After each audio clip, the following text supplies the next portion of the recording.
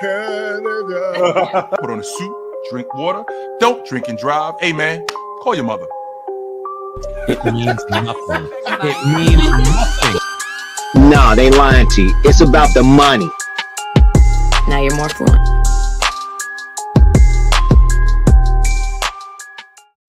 Now you're more fluent. What up? Yeah. Yes, sir. Tony Tone, Lee Malone. What's up, brother? What are you doing on January 17th? January the 17th. That's Friday, I think. Yeah, what am I doing on Friday? I don't think I have anything planned. No? Should I be doing something on Friday? I am doing play. I am doing playback Friday. What game are you doing? That's a good question. I don't know, but I do know that we're on the main stage Friday night. Are you doing Wolves and Knicks on the main stage? Maybe. Maybe. Are you asking, Tone, because you might be on the main stage doing Wolves and Knicks? I'm not confirming or denying nothing. Okay. I'm just saying. Snap back to reality. You never know. Guess who's back? Yeah. Back again. You never know. You never know. That's all I'm saying. You never know. I have so many things. Mm-hmm. Like this show might have to be 17 hours long.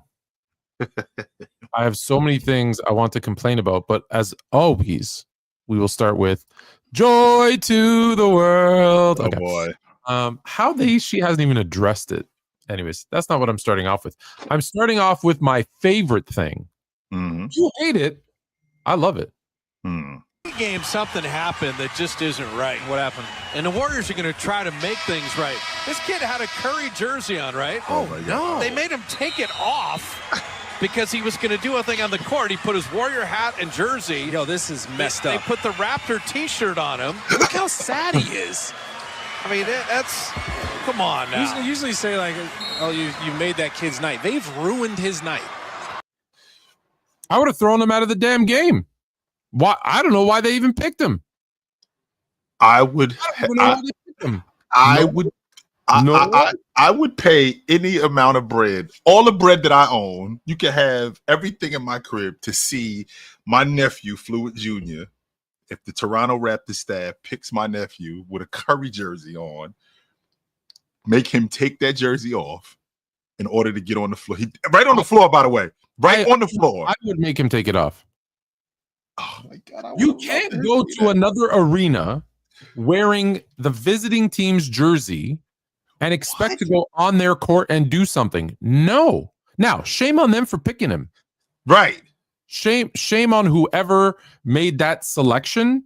You're wearing too bad. I would have I'm a jerk. I'd say, oh, you're wearing a Warriors jersey? Sorry, we were going to pick you to come on the court. Next. Find a Toronto Raptor fan. And listen, I get it. It's Steph Curry. He's going to have fans. He's like LeBron. He's going to have fans in every arena. That's not the kid you pick. It's not. So if that's the kid okay, sure, fine, Tone. That's not the kid you pick. However, they did come over to Fluent Jr. We want to bring your kid on the floor. And they want to do that. And just so you know, we're going to take him on the floor. He can't wear the Warriors jersey. Yeah, cool. Take it off. He's got a t-shirt underneath. They didn't say that right there, though. It was right there. That's the thing. They screwed up on multiple occasions. Unless it's Canada. On Monday night when the Warriors were here, it was minus 20. So I'm sure he was wearing a jacket. Yes, he was. So I'm sure he was wearing a big, heavy coat. And so maybe they didn't know. So I'll give him the benefit of the doubt and say they didn't know. Next to his people, Tom. But they all had Warriors jerseys on. I'm sure they all had parkas on too. It was cold. So are you telling?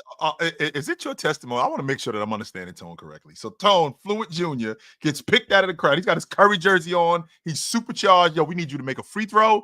We need you to make a layup. You need you to make a free throw and a three, and you can win $500.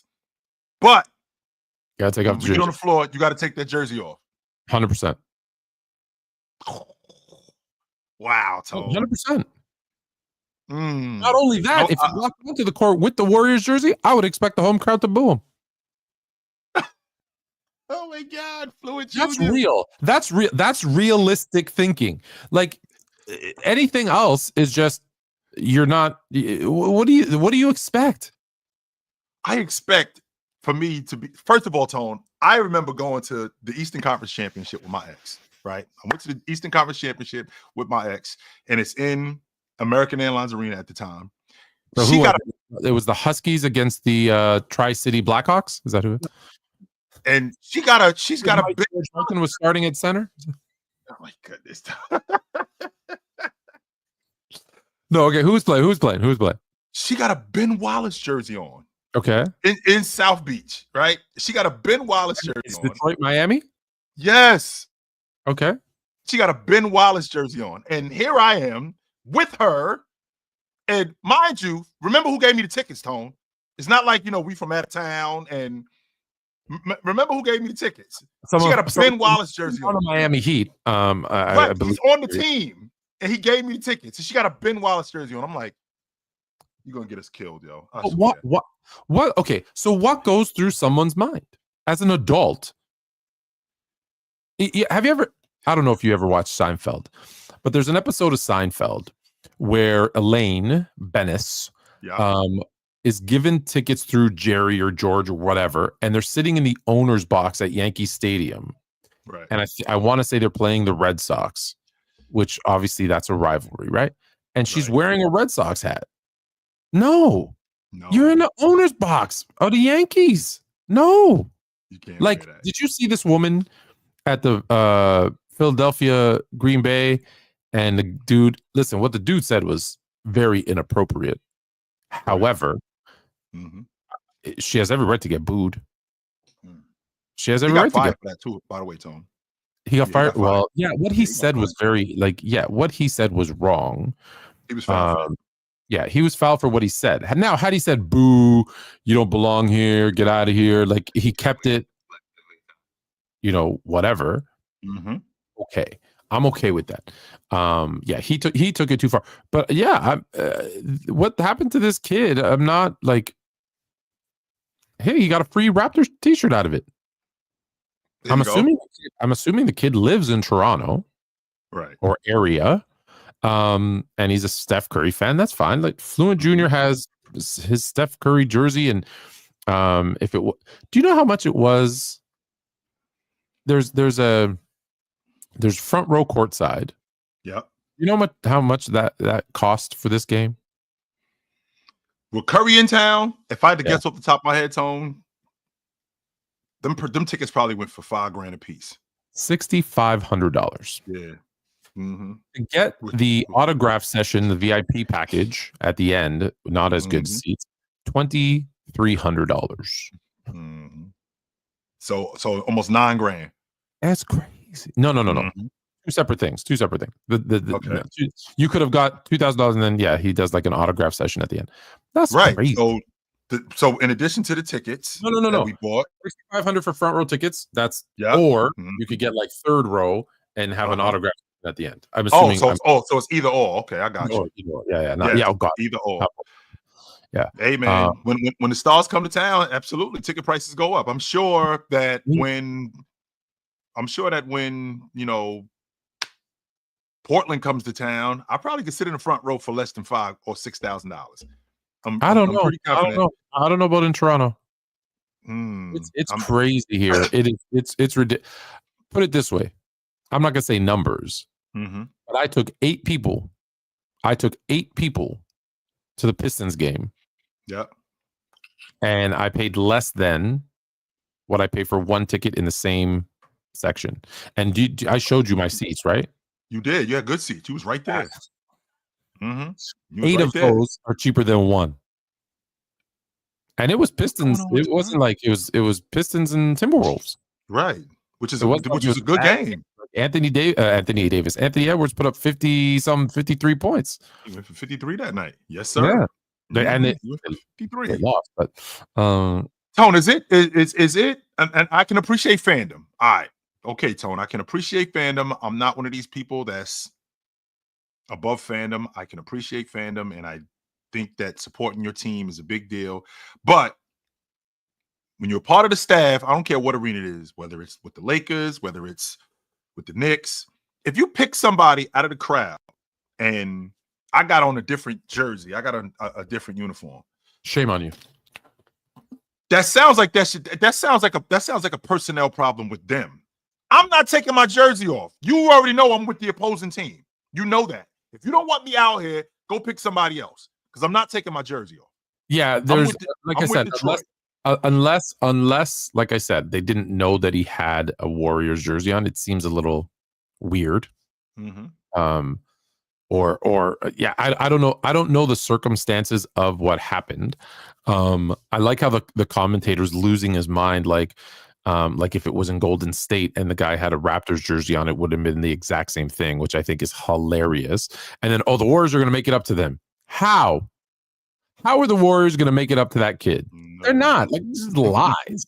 Like, dude, like, here's how stupid, if I may, here's how stupid the people of San Francisco are, if you can indulge me for a moment.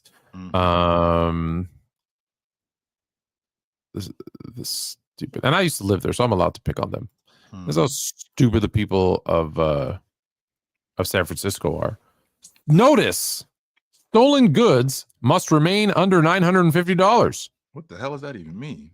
Well, because it's not a crime. It's a misdemeanor. They can't give you a ticket. It's too much crime, so they can't deal with it. So basically, you can go into Louis Vuitton, and as long as it's $949, just take it and go. Take it. Stolen goods must remain so you can take something at a Louis Vuitton, but what in that store in the Louis store is under $1,000? I wonder what that's about. There's a shop in San Francisco that had a great sign, because they put these up all over San Francisco, which just blows my mind, because when I lived there, it was not like this at all. No, it wasn't. They put everything in stores is $1,000+. So if you're coming in here to steal something, be careful. Advise everything in stores $1,000+. Be careful. Can you believe? So yeah. Okay. Sorry, San Francisco. Like, get that. Get that guy. What up, nephew? Oh, what's up, nephew? What's going on? Says, "What's up, nephew?" I know you can't hear him. What's up? What up? Yeah. No. You have a question for us? No. No. Okay. You're just saying hello. Yeah. Let me ask you a question. Here, let's ask him. If I took you to a Raptor game against the Warriors, and you had a Warriors jersey on, you had your Steph Curry jersey on. Yeah, let's say you were wearing it. And they said to you, hey, there's a contest. You can come onto the court, shoot a three, shoot a free throw, hit a layup, you win $500. But you have to take off your jersey. Would I get to keep my jersey? No, it's your jersey. I just can't wear it on the court. Yeah. Yeah. See? Because it makes sense, right? Because you're in Toronto. Yeah. Okay. Thank you very much. That's what's up. See? Okay. Even he gets it. That's what's up. You don't get it? I would. Oh, you don't get it. Okay, so there was a kid at the Raptor game on Monday. Yeah. And he went to go on the court to do that, and he had a Warriors jersey on, and they made him take it off, and they gave him a Toronto Raptors shirt to put on. Are you doing that now? Now that part. Okay, we left that part out. Like, you gotta take the Curry jersey off. You gotta put a Raptor jersey on. In front of everybody, they said no, you have to take it off. Yeah. You okay with that? Are you doing that too? Okay then. If I get to win money, I raised you right. Okay. Okay. Keep the jersey. Yes, you get to keep everything. Yes. Okay. There you go. I stand corrected. He said, if you're gonna give me money, I stand corrected, brother. Yes, sir. But I raised a businessman, so yes, you did. 100%. You did do that. If it was free, trust me, it would have been like, nah, fam. I'm just thinking about. I'm seeing little man. He's probably been in school all day, supercharged. I'm going to see Steph Curry tonight. I'm going to hang out with my family. He's got the Curry jersey on. He actually it's probably his dream to meet Curry. Yeah. With that being said, he comes on the floor. In the process of him coming on the floor, with Curry seeing me, I got to snatch my Curry jersey off, and I got to put a Toronto Raptors jersey on. First of all, I I ain't come here to see you dudes. I came here to see Curry. That's who I came here to see. That's first of all. And number two, I'm thinking about my man over here, Tone. I'm thinking about you and how that would go over with you. Clearly, it would go over different than I thought it would. I no, because I would because here's the thing. If he got picked just randomly, which I think is rare. Like normally I would like talk to somebody like I did in Detroit. Like I know a guy who knows a guy, and they got us down on the court to do whatever, right? I would say, hey, let's, like when I went, I used to go when there was a stretch there where the Bears played the Lions on Thanksgiving when the Bears were a little bit better and the Lions were a lot worse. The Bears were playing the Lions every Thanksgiving, and we would go down to the game, and I'd purposely not wear all my Bears stuff. I would purposely not wear my Bears stuff. Like I still cheered for the Bears, but I just like, I don't need, you know why? Here's why. I'll tell you why. Because when I was living in San Francisco, I went to a Raiders game, and I have no vested interest when it's Raiders and your Niners. Right. And there was a dude in his Niners jersey out in the parking lot, and he got shot. And I went, like, I don't need that in my life. Right. It's not worth it. It's not worth it. Now, that's not Toronto. That won't happen. That would not happen in Toronto. But my point is, I feel like if the team is doing something for you like that, you should respect the team. That's all I'm saying. That's all I'm saying. I don't know the circumstances. So right. It's interesting you bring up the Lions and the Bears, because I was thinking to myself, Tone, I was watching, because around here we watch basketball. We don't just watch the good teams. We watch all the teams. And probably about a week ago, maybe 2 weeks ago, I was watching the Blazers and the Jazz. And we both know how bad the Blazers and the Jazz are. And the reason why I'm bringing this up, because you brought up when Detroit was really bad and the Bears were a lot better. I'm sitting there watching the Blazers and the Jazz, and I'm watching this game, Tony, and I'm thinking about how bad this game is, watching how bad it is. But I'm thinking to myself, there was a time, and I don't know if a lot of you guys know this, but there was a time when the road to the NBA championship went through these teams. In order to get to the NBA championship, you had to go through Portland. In order to get to the NBA championship, you had to go through Utah. I think people remember Clyde Clyde and the Trailblazers went to 2 NBA finals in 3 years. That's a fact, Tom. Yes. And people forget that. And obviously, I think everybody knows the Jazz going to those back-to-back years. Sure. But there was some, those were some good. And watching this game between the Jazz and the Trailblazers. And again, I'm bringing it up because you brought up going to the Lions game with the Bears, and I'm thinking to myself, wow, and how bad the Bears were at one point. And here the Bears are on a cusp of, getting back to the NFC Championship and possibly going to the Super Bowl, and the Bears being what they were. Like, there was a time when, you had to, if you was trying to get to the bowl game, you had to go through Chicago. That was a thing that was really going on. And there was a time when if you was trying to get to the NBA championship, you had to go through Portland and you had to go through Salt Lake City. That was going on. I think people forget the last time Green Bay won a Super Bowl, they had to beat the Bears in the NFC Championship game, and it wasn't Aaron Rodgers that beat them. It was not. It was the Packer defense, specifically B.J. Raji, and the fact that the Bears were on their third string quarterback. To surprise you, I was in Chicago that day, because the day before that, my best friend, his brother got married in Chicago because his wife is from Chicago. I was in Chicago on that Sunday, and they moved the wedding a day earlier because they didn't. And I wasn't able. What's interesting, Tony, I wasn't able to see the game in its entirety because, first of all, it snowed that day. So I had to, and Chicago is a nightmare as an airport trying to get out of. Oh my God. So I jumped on the first flight smoking that morning, like at 6 o'clock. I was gone, Tone.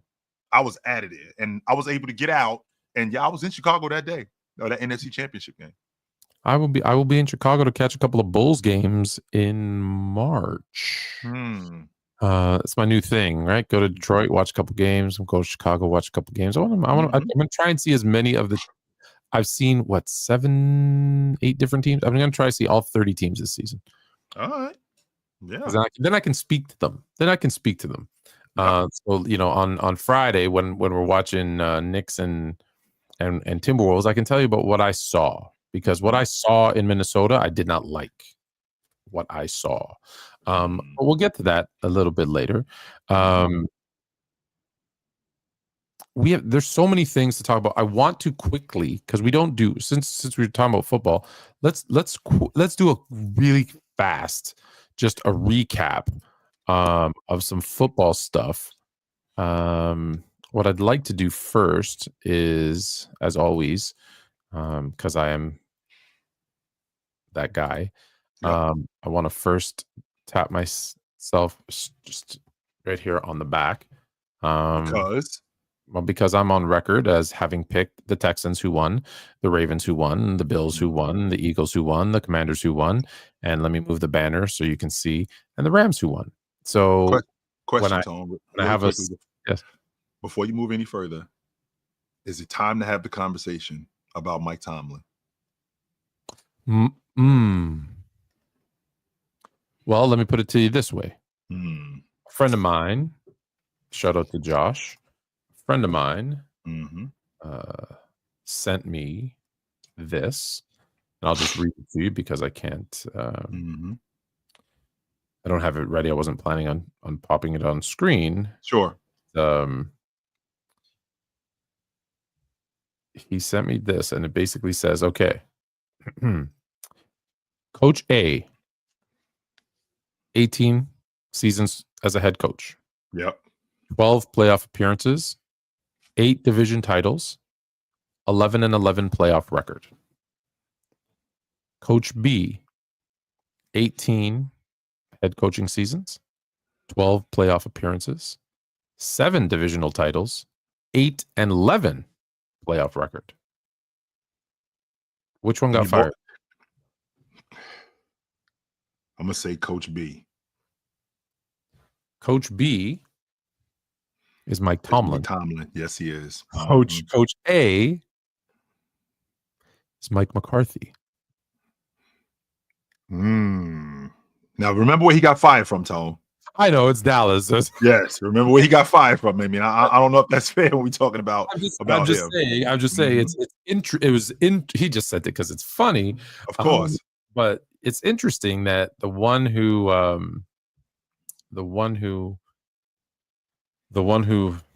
clearly has, not that either one is good, but has a better record in the playoffs is the one. Sure. Is the one that got so now Dallas has to, I don't know, maybe Jerry Jones will just coach the team himself. Do you think? And I've heard that there's conversations about Coach Prime.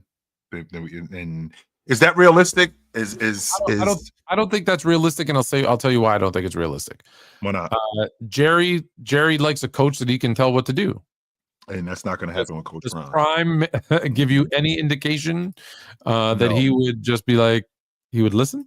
No. Like he's the guy who's out here doing meetings and press conferences and interviews saying there's certain teams I won't let my son play for. If they draft, I'll just tell them no.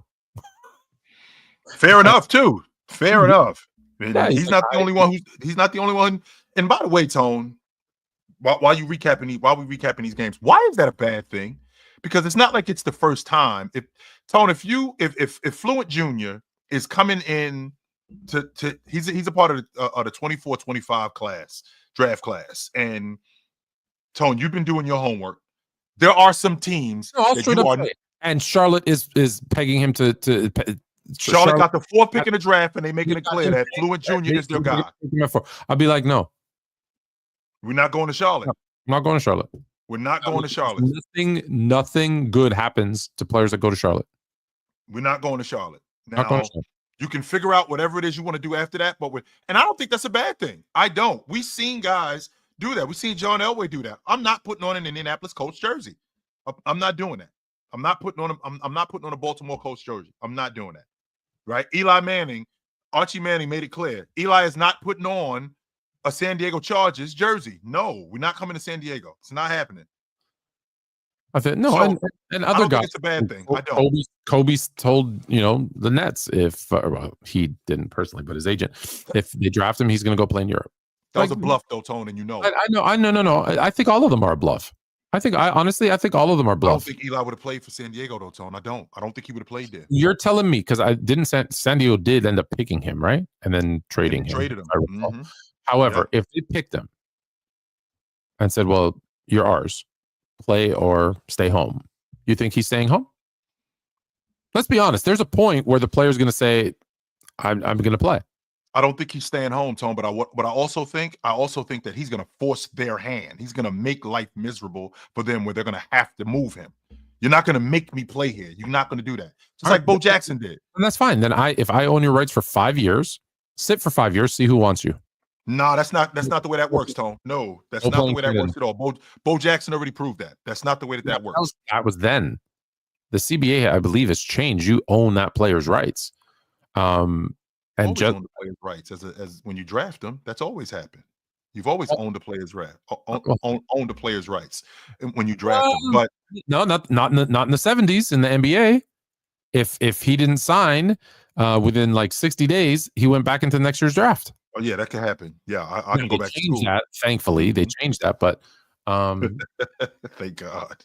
Yeah, but no, I think you own. I believe 3 or 5 years. I'm not sure. I have to check, but I'm stubborn. I'd say nope. You don't play for me? No problem. Go play. See how you like that. I just like the idea of being able to control your own career. I mean, this isn't. I don't subscribe to the. One more time, Tone. You're not a free agent. You got. I am. No, you're not. I put my name in the draft. Okay, sure. I put my name in the draft. You put your name in the draft, meaning put my name in the draft. Meaning any team that drafts you, that's who owns your rights. That's where you should play because you're being drafted. Once you've earned the right, you can become a free agent. Just think about the chaos if that didn't exist. Well, here's the thing, Tone. I did earn the right to become a free agent because if you think about it, I don't have to put my name in the draft. Okay. I could just be a free agent. I don't have to put my name in the draft. Yes, I can. No, you can't. I could. Okay, so if I'm not mistaken, it's my senior year at Auburn, and I'm probably the best running back in the country. You know what? I'm not going to declare for the draft. I'm not going back to school neither. I'm going to let the draft pass. And then I'm going to become a free agent and go, you know what? I'm available. I'm not going back to school. I don't think you can do that. Why can't I do that? There's no reason why I can't do that. I don't know, but I don't think you can. I don't have to put my name in it. What I can do, Tone, is I can go get a job. I don't have to put my name in the draft. I could go get a job. And in the process of me going to get a job, right after the draft, I can quit. And my agent says I'm a free agent. So you're telling me Sanders says, you know what? I don't like who the first 5 teams in the draft are. I don't want to play for the Giants or the whoever's got the top 5 picks. I'm gonna go work for Prime Productions. I'm sure his dad has a production company. And that's what I'm gonna do. And hey, if any team wants to call me in, August, let me know. And they were like, hey, we saved $15 million. We earmarked for you. So we're going to sign you as a free. No, there's got to be. There is no loophole, Tone, to say that I can't do that. There is none. The reason, and here's why, Tone, because when you put your name in the draft. Why has no one ever done that? That's a good ass question. You know why nobody's ever done that? Because I don't think nobody's ever done that because nobody's ever thought about doing that. They think about the implications of losing money. Because think about what you just said, Tone. If I put my name in the draft and nobody drafts me, what happens? I'm a free agent. That's right, because you went through the draft process and nobody drafted. I did go through the draft process. I don't believe you can become because you have to be a free agent. To be a free agent, you have to register with the league. Right. Once you register with the league, you are then. They can then say to you, sorry, you got to go through, unless time has passed. No, we're going to put you through the draft process. Interesting. Especially if you're a star player. I'm going to look into it. I don't know, because that's interesting. The fact that if that's true, and you don't have to wait 2 years, 3 years, 5 years, 12 years, whatever, someone would have done it. I think the biggest problem, Tone, is that they're worried about losing all that bread. That's it. That's it in a nutshell. They're concerned with losing all of that money, because if they lose all of that, money, and that's the price of it. If I'm thinking about being able to go play where I want to play, that's the price of it. I'm not going to go through the draft process. I'm not going to put my name in the draft. What I'm going to do is I'm just going to work out. I'm going to go get a job. Are you going to put your name in it? No, I'm not putting my name in the draft. And once the draft passes, I let teams know that I'm available. All right, I'm going to find out. Let's hit up Sports PSP because he has a super chat, and then we're going to make our picks for this week's NFL, and then we're going to get into a lot of NBA that we have to cover. Is Justin Herbert overrated? Well, let me start by saying this. What have I been calling him for the past 3 years? What have you been calling him, Tom? Justin Rivers. You had been saying because I told you guys. Remember that wonderful show, Player's Choice, man. You blew up a good thing. I just tell you right now, it's stupid on your part for that. Gridiron was a great show. Yes, it was. Player's Choice Gridiron was a great show. Just think about the people that I and others, Hugh Jackson, Cynthia Freeland, Steve Weish, Luke Kuechly, like there were so many great NFL people. Who's the guy? Don't kick the ball to Dante Hall. The people that we had on that show, the conversation we had on that show were fantastic. So I think that's one. But I digress. But on that show, I said Justin Herbert is I called him Justin Rivers, and everyone went, "Ooh, that's crazy. You wild for that, Fluent." No, who is he? He's a guy who puts up really good numbers and does nothing in the playoffs. And what did he do? 1 touchdown and 4 interceptions? 3 of them. Good numbers in the regular season. And everyone's like, "Oh, the roster. This he had better. Phillip Rivers had better players here, better players there." Sure. The Chargers didn't have any good players. I wouldn't go that far. No, they did. They had some damn good players. However, I wouldn't go that far. However, now, Tone, he proves me wrong. He's Justin Rivers, and I'm glad you brought that up, Tone. I'm so glad you brought that up because Phillip Herbert, you can pick. I vividly remember a guy who played for the Denver Broncos for 13 seasons. He was a loser. Right. He was consistently getting trounced as in the bowl game. He was a loser. Now he ends up. He was going to the bowl game though. He wasn't trounced. He wasn't getting knocked out in the first round. Getting trucked, by the way, in the bowl game. Yes. And by the way, he did get knocked out in the first round. I remember they lost to Carolina in '96, and they had the best record in the NFL. And they got knocked out in the first round. That's number one. Number two, as good as and him coming in, Phillip Rivers coming in, he reminds me a lot of. That's who he reminds me of. He reminds me a lot of Dan Marino. That's what I thought I was looking at when I was watching him. His throwing motion, how he conducts himself in the pocket. I think he only had, if I'm not mistaken, Tone, and you can fact check me on this one. I think he had 4 interceptions this year, maybe 4 or 5 interceptions this year. He might not have had that many. Who, Herbert? Yes, I think he only threw 4 interceptions this season. However, I watched Dan Marino for 13 years get dump trucked in the bowl game, lose in the first round of the playoffs, put up godly numbers. Because by the way, I don't know if a lot of you guys in the chat know this, but so you know, in 1989, 1992, 3,600 yards was slinging it. That doesn't sound like a lot to you guys today, but 3,500 yards, that was slinging it. And he was throwing to guys like Mark Jackson. He didn't get Shannon Sharp. Who didn't turn into Shannon Sharp until later. You're talking about Elway now? Because you said Marino. Okay, you said Marino. Right. Yes, you meant Elway. I meant Elway. But Marino... 3, by the way. Sorry, 3. So not 4. He threw 3 interceptions this year. 3 interceptions in 17 games, 4 in the playoff game. Yep. Right. And with that being said, John Elway was getting trucked in the playoffs until Terrell Davis shows up. Shannon Sharp becomes an all-pro.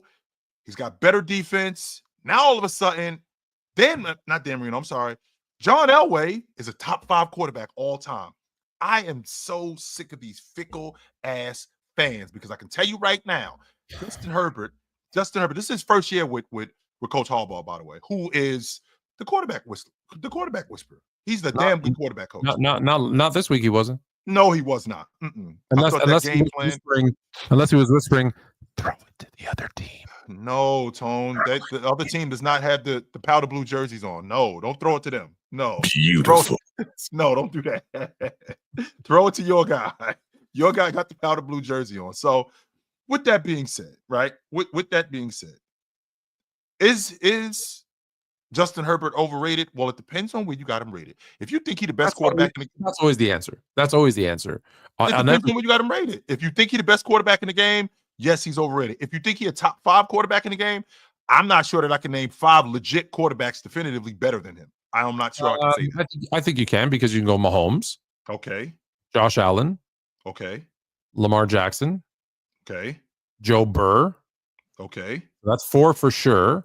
Okay. And then we're going to start having conversations after that. So I would say if you say top 10, 100%, not overrated, properly rated. If you say out of the top 10, underrated.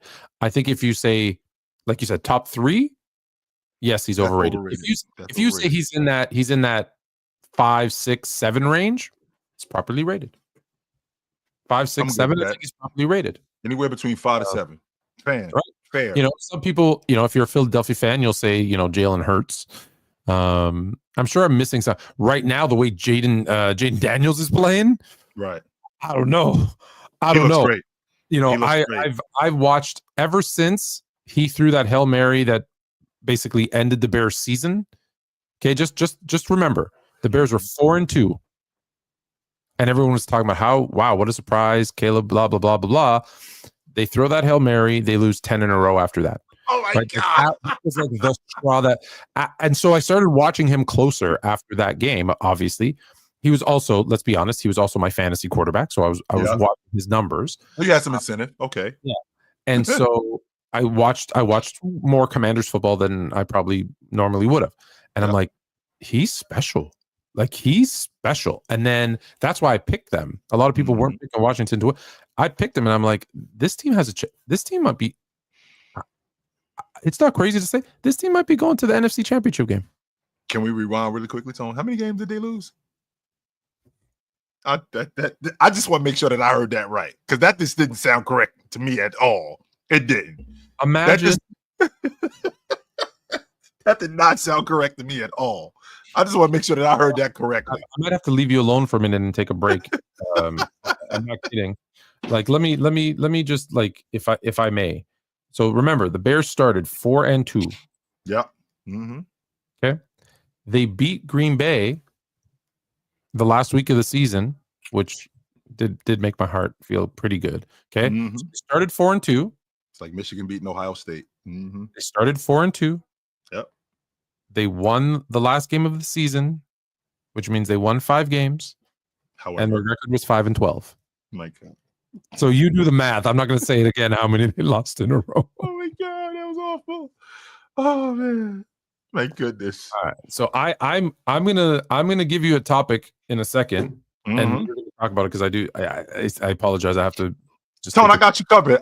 There's something that I have to because Baba Guts. He has a kill. I asked you in October, and you said the Celtics back-to-back is going to happen over repeat. Before we do that, we're going to make our NFL picks. Then you can talk about the Guts. I would love to talk about this because this dude always tries to press me, and I love that about him. 100%. We're gonna love that about him. Okay, so we got Texans and Chiefs. Make your pick. Texans and Chiefs. I think that the Chiefs are winning the bowl game. Until somebody drops them, I think the Chiefs are going all the way. Okay. I'm with you. I'm going to go with the Chiefs. Here's my only problem that ruins my this game is what ruins what I was hoping would happen, because I said Washington has a chance of going to the NFC Championship game. The problem is I got Detroit going to the bowl game. So I'm going to pick Detroit over the Commanders, even though that pains me. Who do you got? I think the clock strikes 12 on this kid this weekend, Tone. I think this Lions team, they got some unfinished business. and I So think they handle Washington this weekend. We're both on the Chiefs. We're both on the Lions. Mm-hmm. Yes, sir. Rams and Eagles. I really want to pick I really want to pick the Rams because that defensive line is going to give Philly hell. But I think that Philly outlasts them because I think that their quarterback is he's going to make a lot of mistakes, because I know him. I do. So you're I'm going with? I'm going to take Philly. Okay, we're both on Philly. Yep. Ravens and Bills. This is where we're going to disagree, I'm sure. I'm taking Lamar Jackson this weekend. I am. You just made the list. Yep, I'm taking Bills Lamar Mafia, Jackson this baby. weekend. Bills Mafia, Yep. baby. Mm-hmm. So I've got Bills and Chiefs, Lions and Eagles. You've got Ravens and Chiefs, Lions and Eagles. There's the breakdown. Have your way with Bubba Guts. I'll be back in no problem. I remember that guy on Love Connection. I'll be back in 2 and 2. Go handle that, Tone. There's just this one thing that I want to handle with Mr. Guts. He says, I'm the Dana White of YouTube basketball. No, you're not. No, you are not. You are not. In fact, nobody knows who you are. Nobody knows who you are. You don't instigate anything. But I love the fact that you try to press me and you think it's impressive because you think that if I say something, if I stand on it or if I don't stand on it, then that exposes me or anything like that. I said what I said.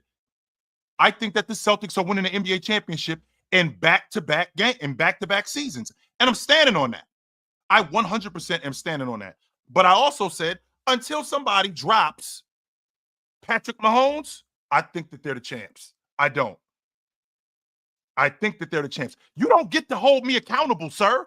You don't. And you know why you don't get to hold me accountable? You don't get to hold me accountable because you don't have a say. You don't have anything to say. In order to hold somebody accountable, you have to have something to say. You don't get to stand in the crowd and hold me accountable when you are just talking from the back of the cafeteria. That doesn't work. That's a sideline dude. That's not a frontline dude. A frontline dude gets to hold me accountable. Tone gets to hold me accountable. My people on the panel get to hold me accountable. Other people who are doing this get to hold me accountable. You don't get to hold me accountable because you don't have anything to say. That's why you don't get to hold me accountable. No, not you. No, not you. What you say to me is not of value off the strength that you don't have anything to say. You standing on the sideline, you're the one yelling from the bleachers. That's not good enough because you won't get on the stage. That's why you don't get to hold me accountable. That's why you don't. You do not get to hold me accountable. Hold yourself accountable. Hold yourself to a higher standard. How about you do that? How about you do that? And by the way, Antoine, and for the record, Antoine, I said that on the panel. I didn't say that here. I said that on the panel. I didn't. I said that on the panel. So when you start to hold yourself accountable, then you can hold me accountable. When you step up on the stage where I am and you start to tell people how you feel and you have an actual opinion and you can stand on it and you can defend it, then you get to hold me accountable. Until you do that, you don't get to hold me accountable for anything. Not one thing do you get to hold me accountable for. Absolutely not. Because you are a sideline dude. You're a dude who points fingers and tells everybody what this dude is doing wrong, but you're scared. You actually scared to stand up here and actually tell people how you really feel. So you don't get to hold me accountable, sir. Hold yourself accountable first and have the nuts to stand on the stage and tell people how you really feel, and then you can hold me accountable. And by the way, Noman, since we're on the subject of my Lakers takes, has the playoffs started yet? I'm just wondering if the playoffs have started. Are we close to the play? I don't even think half the season is over. Have the playoffs started yet? No, they have not started yet. So what I said, until the Lakers are out and they're finished, like the Warriors are, like your sorry-ass Warriors are, until that happens, what I said is not invalid. How about that? What I said is not invalid because the season is still going on, and there's a legit chance that the Lakers could go to the Western Conference Championship. Why? Because the playoffs haven't started yet. When the playoffs start, if the Lakers are bounced, right? If the playoffs start and the Lakers are bounced, then I got to come off of what I said. You know what? I was wrong. 100% I was wrong. But until then, Until then, I don't have to come off of this because this is where we are. We ain't even halfway through the season yet. So I don't have to come off what I said at all. You, on the other hand, have to come off them sorry ass Warriors, though. That's what you have to do. In fact, you come up here talking to me, right? You come up here talking to me. Chill. What about that take about the Warriors? Meanwhile, it's been crickets from you about the Warriors over the last month. I haven't heard a word out of you about them. Not one word. I haven't heard that about you. Not one word. So anyway, that's neither here nor there. You do not get to hold me accountable, whatever you're Bubba G cuts. No. Until you stand in the ring and until you're willing to put yourself on the line and come up here like I do, no, not you.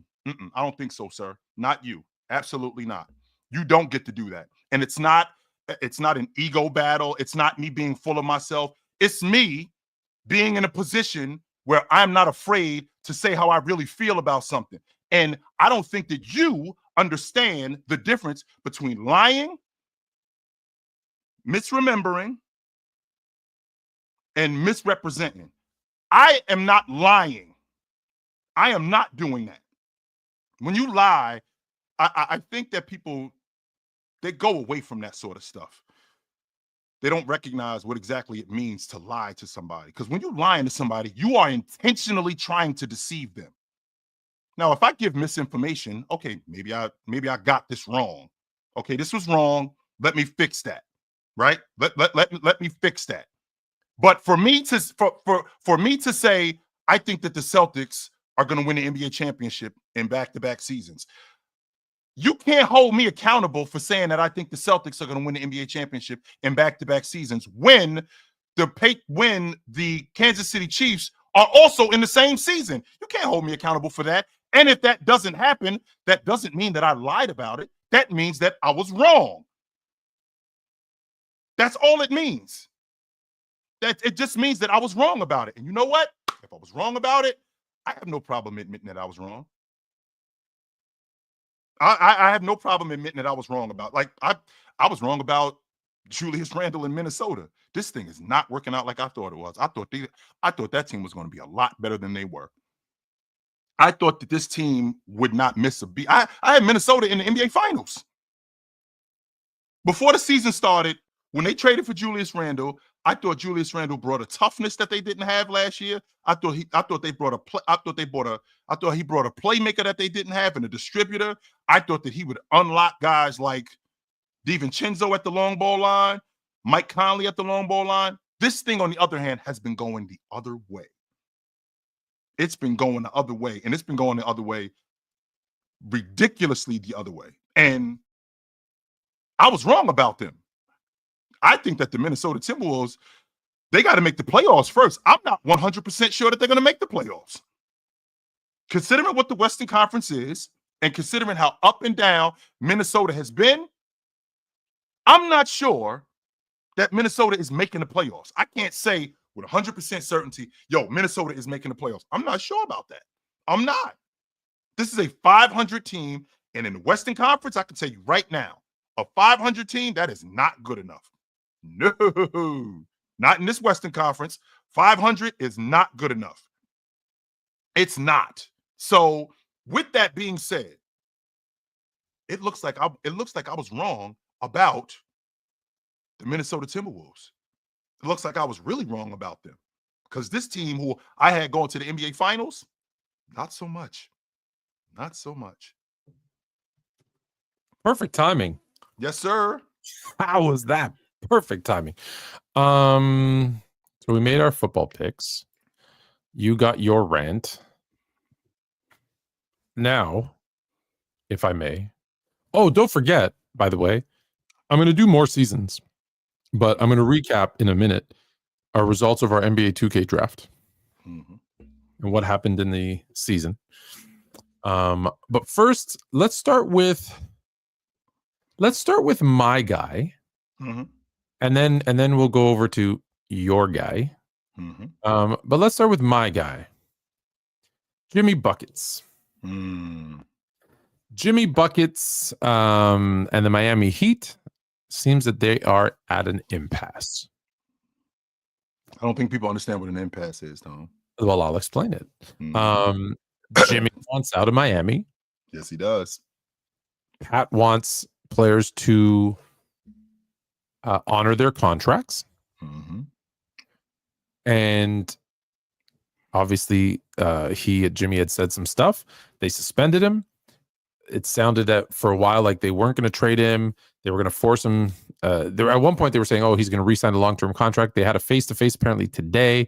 Jimmy's again reportedly said, "I am not signing a long-term deal with you guys, so that's fine. I'll play out my contract, and then you're going to lose me for nothing." Basically, forcing Pat Riley's hand to look for trade options. Mm-hmm. If I may, and not just because Jimmy's my guy, but let me start with the Pat Riley part. When GMs, owners, executives say honor your contract, my head starts to hurt a little because I already know where you're going with this. do they always honor their contract? No. Right? Don't even. The only reason the NBA is better than the NFL is because the contracts are guaranteed. That being said, if Jimmy was putting up 4 points a game and whatever, and someone would take his contract, $100 million over the next 2 seasons, he'd trade him in a heartbeat. He wouldn't say, no, we're gonna stick around, keep averaging 4 points a game. We know that times are hard. That's a bull-faced lie. They'd trade him in a second. So unless you're going to give every player a no trade clause that basically states we only trade you if you're okay with us trading you, then you're not honoring their contracts. So I'm not saying they shouldn't. I'm not saying walk off the team. I'm not saying be Le'Veon Bell and just say, but again, I also think they can have those conversations privately. I don't like it being out in the public. I've never dug that tone. Never. I don't like. But that being said, sometimes like with Dame, right? Remember the GM was basically like, well, if he wants to trade, he's got to say it. he's got to come out publicly. Right. So he did. So do I like the way Jimmy handled it? I don't know, because did he have those conversations with Pat? Did he say, listen, Riles, dude, like this is what's happening? And it got nowhere. So then he went public.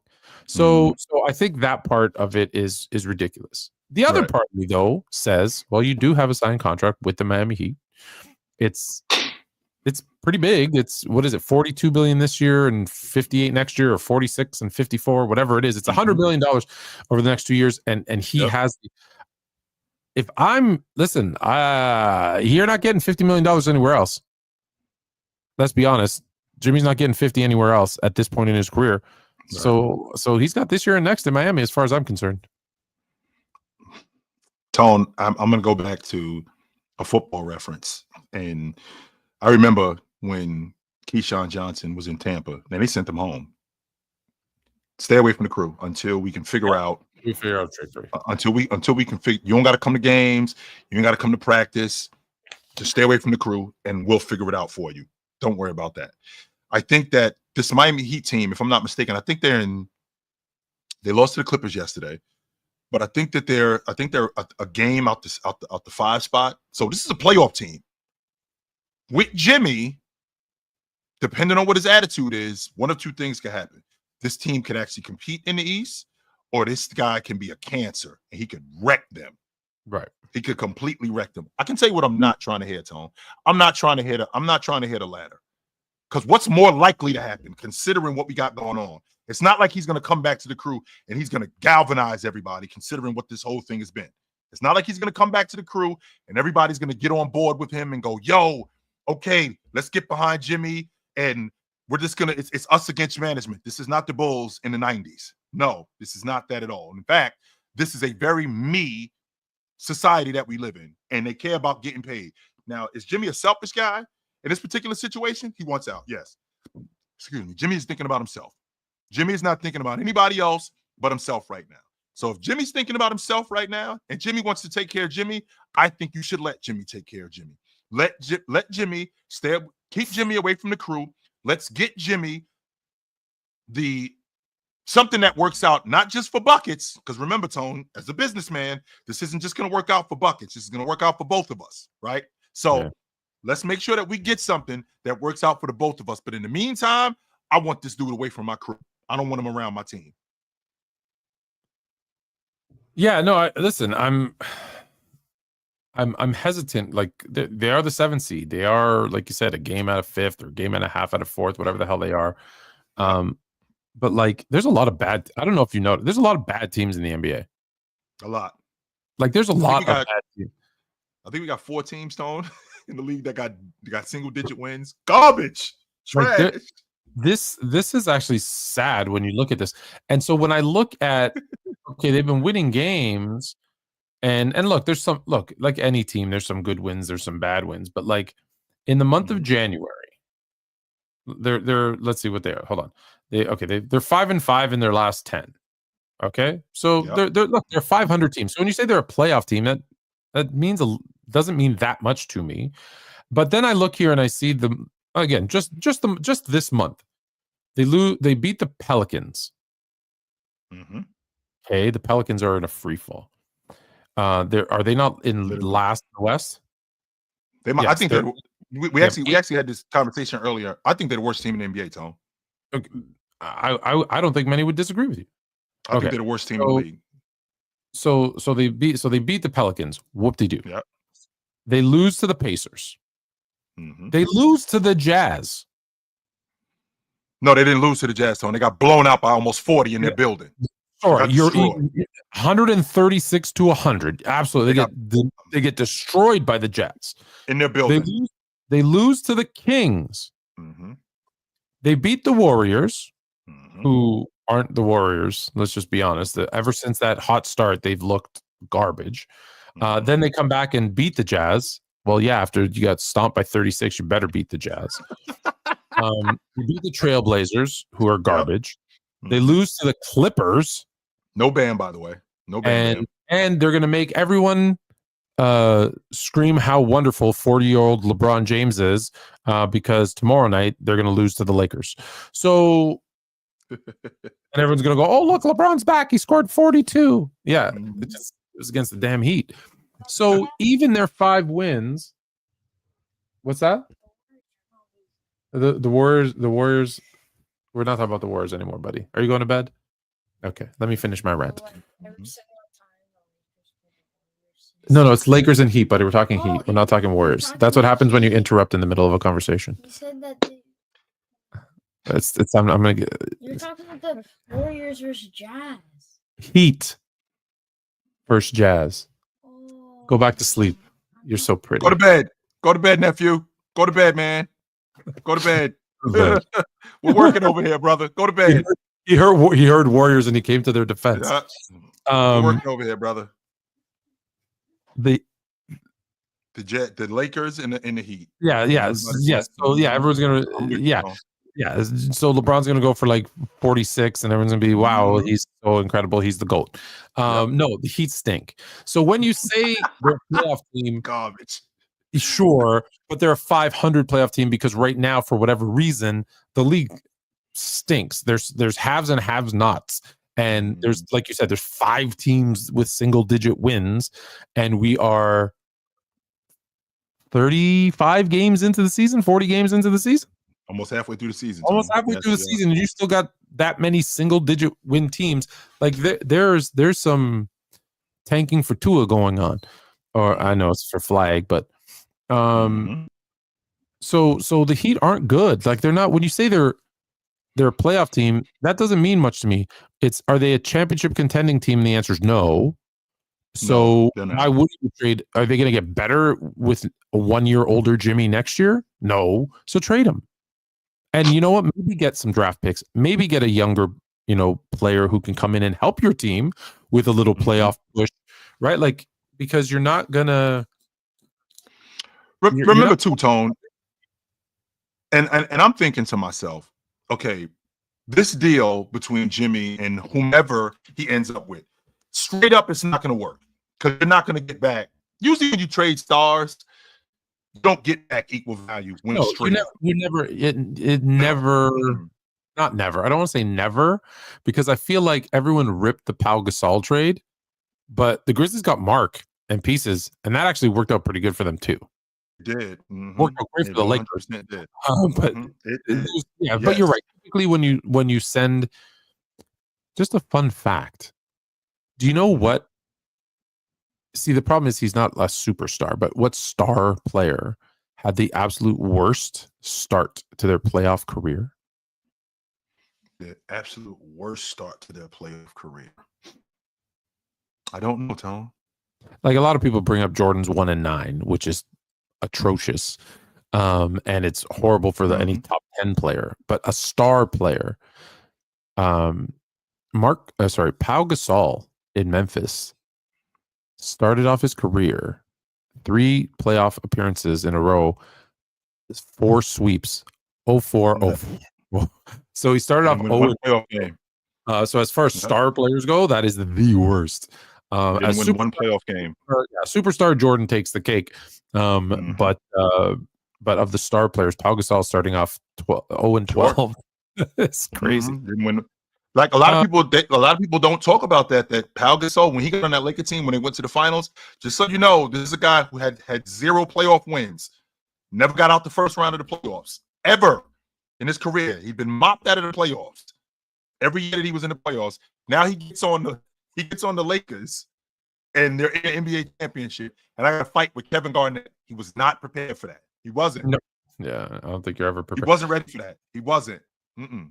So that's the thing. So with Jimmy, are you going to get equal value? No. But you got to move on from him, right? That's why we got to get the third team involved, Tony. You know how I am. That's why we got to get a third team involved. Yes, sir. We got to get, because I think that all parties considered, I think that we could get what we want. Because with moving on from Jimmy, even though Pat doesn't want to do this, this is an ego thing more than anything. Because if it was really about business, if it was really about business, he would move on from him. Tone, you're a businessman. What have you always told me when you fail? Yeah, fail fast. So Buckets has been there 5.5 years. Okay, this thing has gone as far as it's gonna go. It's time to move on. Rouse wants Jimmy Butler to play out this contract off the strength of it being about principle. It's not about us winning the NBA championship. It's not about us going deep into the playoffs. It's about you put your name on the contract, and I am going to make you honor it. That to be honest with you, that's an ego thing more than anything, I think. But it is, but it's also bad business. It is. It's bad business, and that's what bothers me about it. Is Riley should know better. Riley should know better because he's in the business of building teams, and so he should see the writing on the wall. Jimmy's not getting better, and what has happened? Listen, we always blame Jimmy, and that's why I say I don't want to blame Jimmy. They blamed him in Chicago, they blamed him in Minnesota, they blamed him in Philly. They're going to blame him now in Miami, but Jimmy's personality, his play style, whatever, it always has a lifespan. And so I don't think it's either. I don't think it was the Bulls or Jimmy's fault. I don't think it was Minnesota or Jimmy's fault. I don't think it was. I actually blame Philadelphia for trading Jimmy, let's be honest, and picking Tobias Harris, who's doing a heck of a job in Detroit, by the way. Right. But I just think Jimmy has a lifespan. Jimmy, like some coaches, right? Like everyone talked about Knicks coach Tibbs, right? Tibbs in New York, the head coach of New York, has a lifespan because the way that he coaches, the way his style, it only lasts. I think that's the thing. Same with Jimmy. He's good for a few years, and then you got to move on from him. Jimmy's getting later on in his career. It's time to move on for him. That's it. And let him go. Let him go. I don't know if I can argue that, Tone. Let him go. Don't. I think there are a bunch of different players who have a shelf life, as we all know, right? A bunch of different players who have a shelf life, and I think Jimmy Butler is one of those guys who has a shelf life. Even when he's still good, he's got a shelf life where, at some point, you got to move on from him. And before it gets to this point right here, and that's where we are with Jimmy Butler. So that's exactly where we are. That's where. So we're gonna move on from Jimmy Butler, like Miami should. And I'm gonna call this your guy, even though he's my guy. He's your guy because my head might explode. No boy. they've retired Michael. My head exploded. Chill disappeared. They have retired Michael Cooper's number, and I love Coop. And Coop has now in the Hall of Fame. Coop is a phenomenal was a phenomenal defender for the Showtime Lakers. He's a multiple-time NBA champion. But now we're retiring Coop's number. Like whose number shouldn't be retired? Like if Coop's number is retired by the Lakers, then we got to retire Byron Scott's number. We got to retire Vlade Divac, Eldon Campbell, who else? Mark Madsen, Lamar Odom, Ron Artest. I think Derek Fisher's number actually might already be retired. I'm gonna look that up here in a second. Lakers, actually I'm gonna do it right now. Lakers retired numbers. Like who do we got already? We've got. I apologize. No, that's okay. That's okay. I've been going on my little rant about Michael Cooper's number being retired. So you've got in LA, you got Kobe. You got Kobe's 8 and 24. Yep. You got Wilt Chamberlain's 13. 5 years, by the way. He only played that, Tone. He only played it for 5 seasons. Yeah, it's ridiculous. You got Pau Gasol's number 16. You got Elgin Baylor's 22. You got Gail Goodrich's 25. I always call him Godrich, by the way. I don't know why I know it's Goodrich, but I always call him I always get everybody's name wrong. Magic's number 32, Kareem's 33, Shaq's 34, James Worthy's 42, Jerry West's 44, Jamal Wilkes 52, George Mikan's 99, and now Coop's. Now Coop. So if Coop, and listen, like I said, I was saying before you jump back on, if Coop's number is retired, and look, phenomenal. Like I said, phenomenal defender for the Showtime Lakers. One-time defensive player of the year. He stole that, by the way. 5 times champion, 8-time all defensive team. So if Coop's number is retired, a guy who went, and I know it's not just about numbers, but a guy who went under 9 points, 3 rebounds, 4 assists in his 12 seasons with the Lakers. Then there's a bunch of other names, right? Derek Fisher needs to get retired. Rick Fox needs to get retired. Lamar Odom needs to get retired. Like there's another probably 20 names. Byron Scott needs to get retired. Byron Scott, FYI. People are calling LeBron the greatest Laker of all time. Byron Scott has more points, more rebounds, more steals, fewer turnovers, more championships. So you gotta retire Byron Scott's. So where do you stop? There's probably I could think of 20 names if Coop's number is retired, and this is my problem with retiring numbers from people who aren't all-time greats. It's because when you start with I love Coop, please. I hope he doesn't see this and says, you asked me to come on your show and that's how you treat me. No, it's just that for me, if you start that is I feel like a broken record. Hold on, Tone. Of honor. I love the Ring of Honor because you can honor these greats. You can honor these greats who get and who gave so much to the team. You can honor them without saying your number should never be worn by another. Just think about your number. You were so good that your number should never be worn by anyone in this franchise ever again. Now, just so we clear, Tone, because again, I know how you feel about retiring jerseys. But I want to make sure that we're clear on who the Lakers are. They got the most NBA championships in NBA history, right? Since the NBA's inception. There's no second most behind the Celtics. They got the second most championships in NBA history. With that being said, Tone, you are a Laker guy. Can you name me 5 guys better defensively in Laker history than Michael Cooper? 5 of them. Better defensively than Michael Cooper. Better defenders than Michael Cooper. That played for the Lakers for as long as he did. No. Now you're saying for as long as he did. I'm not moving the goalposts either, Tone. Remember, they're 5 years. I played 12 years here, and in the 12 years that I played here, this is what I did in the 12 seasons that I played here. Tone, in the history of the Lakers, how many guys in terms of defenders were better than me in your estimation? And remember, I played here 12 years, Tone. How many guys were better defenders than me? Here's where I have a problem.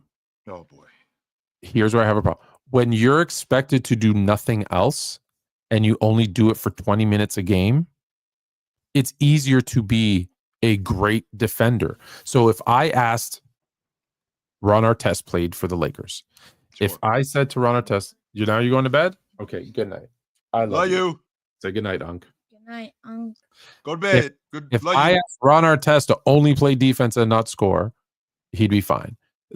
Quickly, just so you know, Ron Artest, Gary Payton, Dennis Rodman all played for the Lakers, but not long enough. I get it.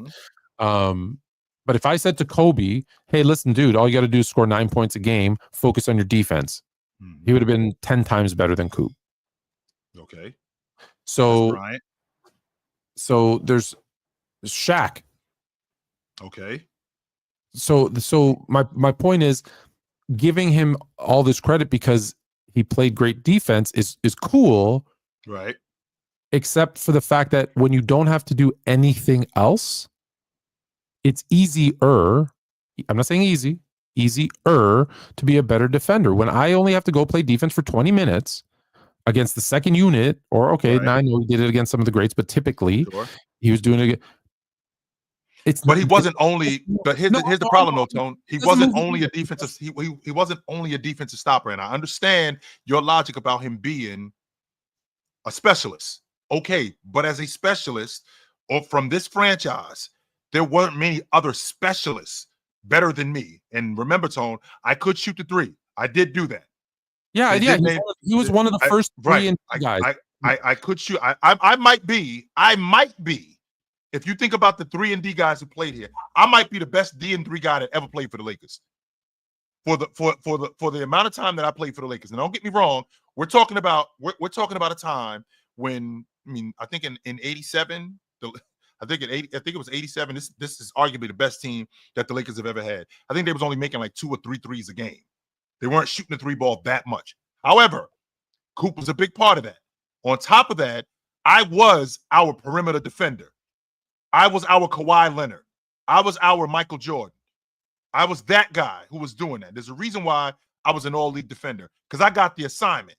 In addition to me getting the assignment, I was one of the better finishers on our crew in transition. I know you remember Cooper Loop. I know you remember that. Absolutely. And I was one of the best D and 3 guys. So with that being said, in 12 years that I played here, there aren't many guys who were better at what I did than me. There weren't many. Honor him. You don't need to retire his jersey. To retire a guy's jersey, Tone, is the ultimate. Go ahead. I feel like to retire a guy's jersey is the ultimate immortalization of a guy, because in 30 years, in 40 years, in 60 years, in 90 years, George Mikan played for the Lakers, the Minneapolis Lakers, in the 40s. That shouldn't even count. That was almost, this is what I'm talking about. That was almost 80 years ago. But the fact that he did that, we cannot just forget about it. So how can we immortalize George Mikan? By remembering him, let's hang his jersey up in the rafters. Right. This guy used to play here. And this is what he did when he played here. Just so you know, Tone, all of those jerseys that are retired. George Mikan was the best player in the league who won 5 championships for the Lakers and had the first three-peat ever in history. Sure. To say I'm going to retire his number, I'm even as much as I'm against retiring numbers, I go, okay, I get it. I'm going to retire Magic's number. Okay, I get it. I'm going to retire Kareem's number. Okay, I get it. But if I'm telling you I don't think they should retire Wilt's, I think I'm very, very clear in saying they shouldn't retire Coop's. To retire Wilt jersey, he only played 5 seasons there. Derek Fisher. Why isn't Derek Fisher's number retired? He did more for the Lakers than Coop. It may get retired. Actually, that's not true. No, he didn't. No, yes, he did. No. So what did he do? What did he do more than what Coop did? Everything. Everything on the basketball court. Derek Fisher played as long. He has more playoff wins. He has 5 NBA championships. He was a top 3 player on that team. And Coop never was that. Coop wasn't a top 3 player. Derek Fisher, for all intents and purposes, I think he's the all-time. He was a part of being the. I think he's got the most wins in Laker history as a player. He's got more wins than LeBron James in the playoffs all time. He's got the most wins. However, LeBron plays 22 years, and Derek Fisher has more playoff wins than him, and 5 rings with the Lakers. His number shouldn't be retired. Playing with the Lakers, and what did he do? So Derek Fisher, he was on that crew in '97 when they was in the playoffs. He was on that team. Yeah, he didn't play much as a rookie. No. Same thing in '98. He didn't play much on that crew that went to the Western Conference Finals. He didn't play much. Even in 2000, when they won the NBA championship, he was a reserve. In 2001, he ended up starting on that. Nope, I'm sorry. Yeah, he started on that crew. In 2002, he started on that crew. In 2003, sure. And then in 2004. In every season he played with the Lakers in his first 1, 2, 3, 4, 5, 6, 7, 8 seasons, I think he played more than Coop, more minutes per game than Coop. He put his first stint with the Lakers. He played 8 seasons. Yep. He played 24 minutes a game, and that's including like you said, his rookie year where he only played 11 a game. He didn't have the impact that Coop did. He wasn't the defender that Coop was, because again, Coop was a specialist. Derek Fisher was a smart player, and I won't argue that. But Derek Fisher was not elite at anything. He wasn't elite at anything. No, he wasn't. Michael Cooper was actually elite. Michael Cooper was actually elite as a defender. Elite. If you're going to retire Coop's number, you got to retire Derek Fisher's number. Is my point, and I don't think you should retire either. I don't think that. I don't think everyone gets their number retired. Everyone doesn't get a damn ribbon, and that's where we're going. For what Coop did, yes, 100% he does.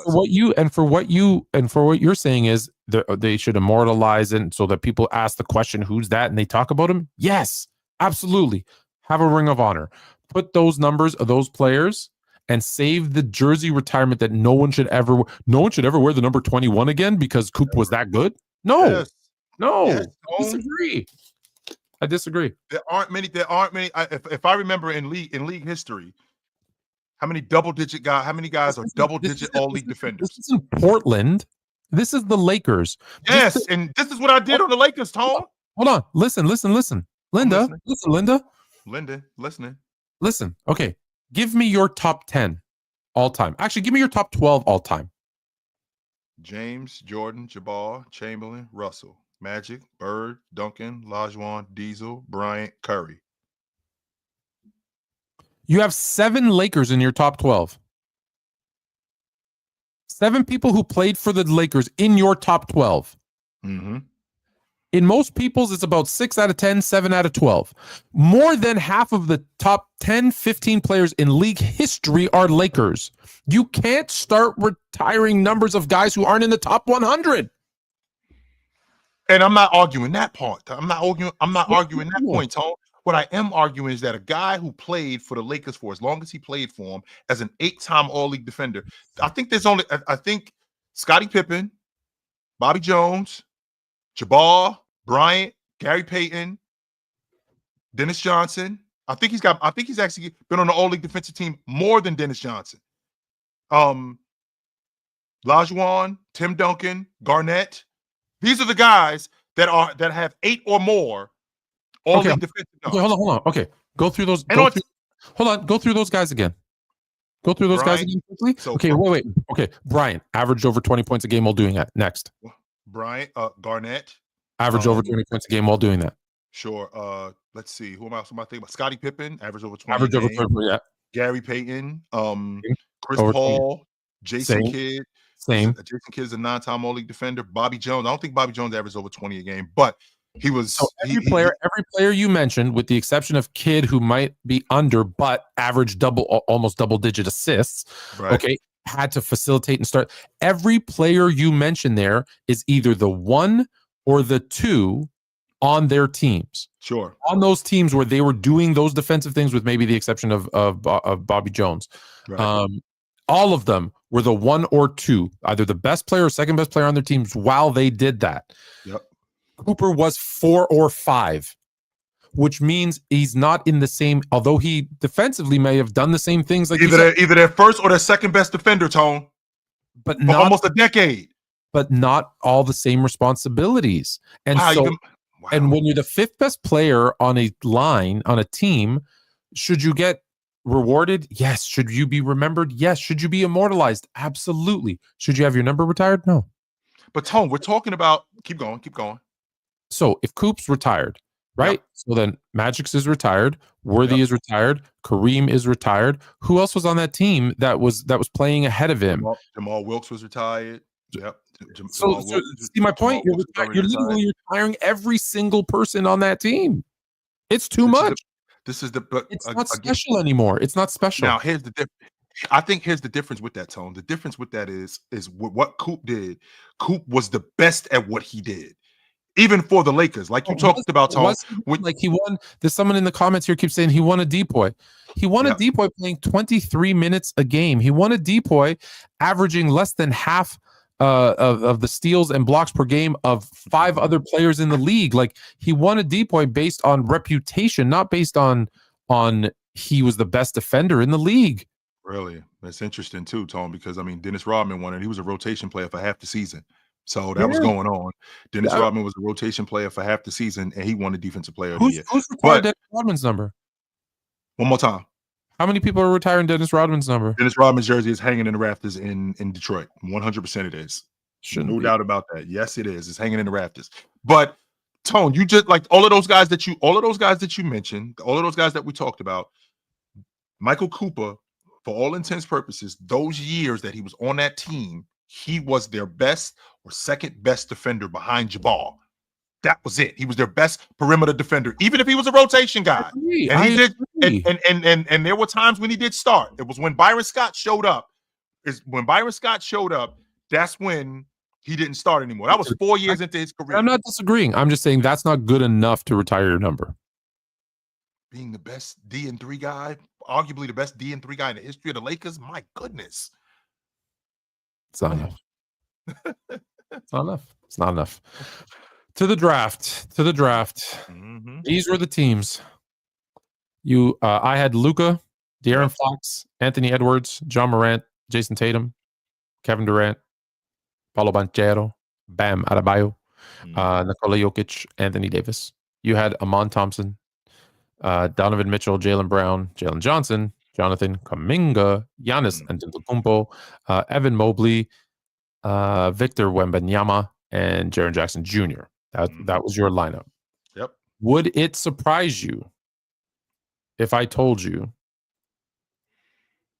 Take a guess first. Let's guess. Take a guess how many wins your team had and my team.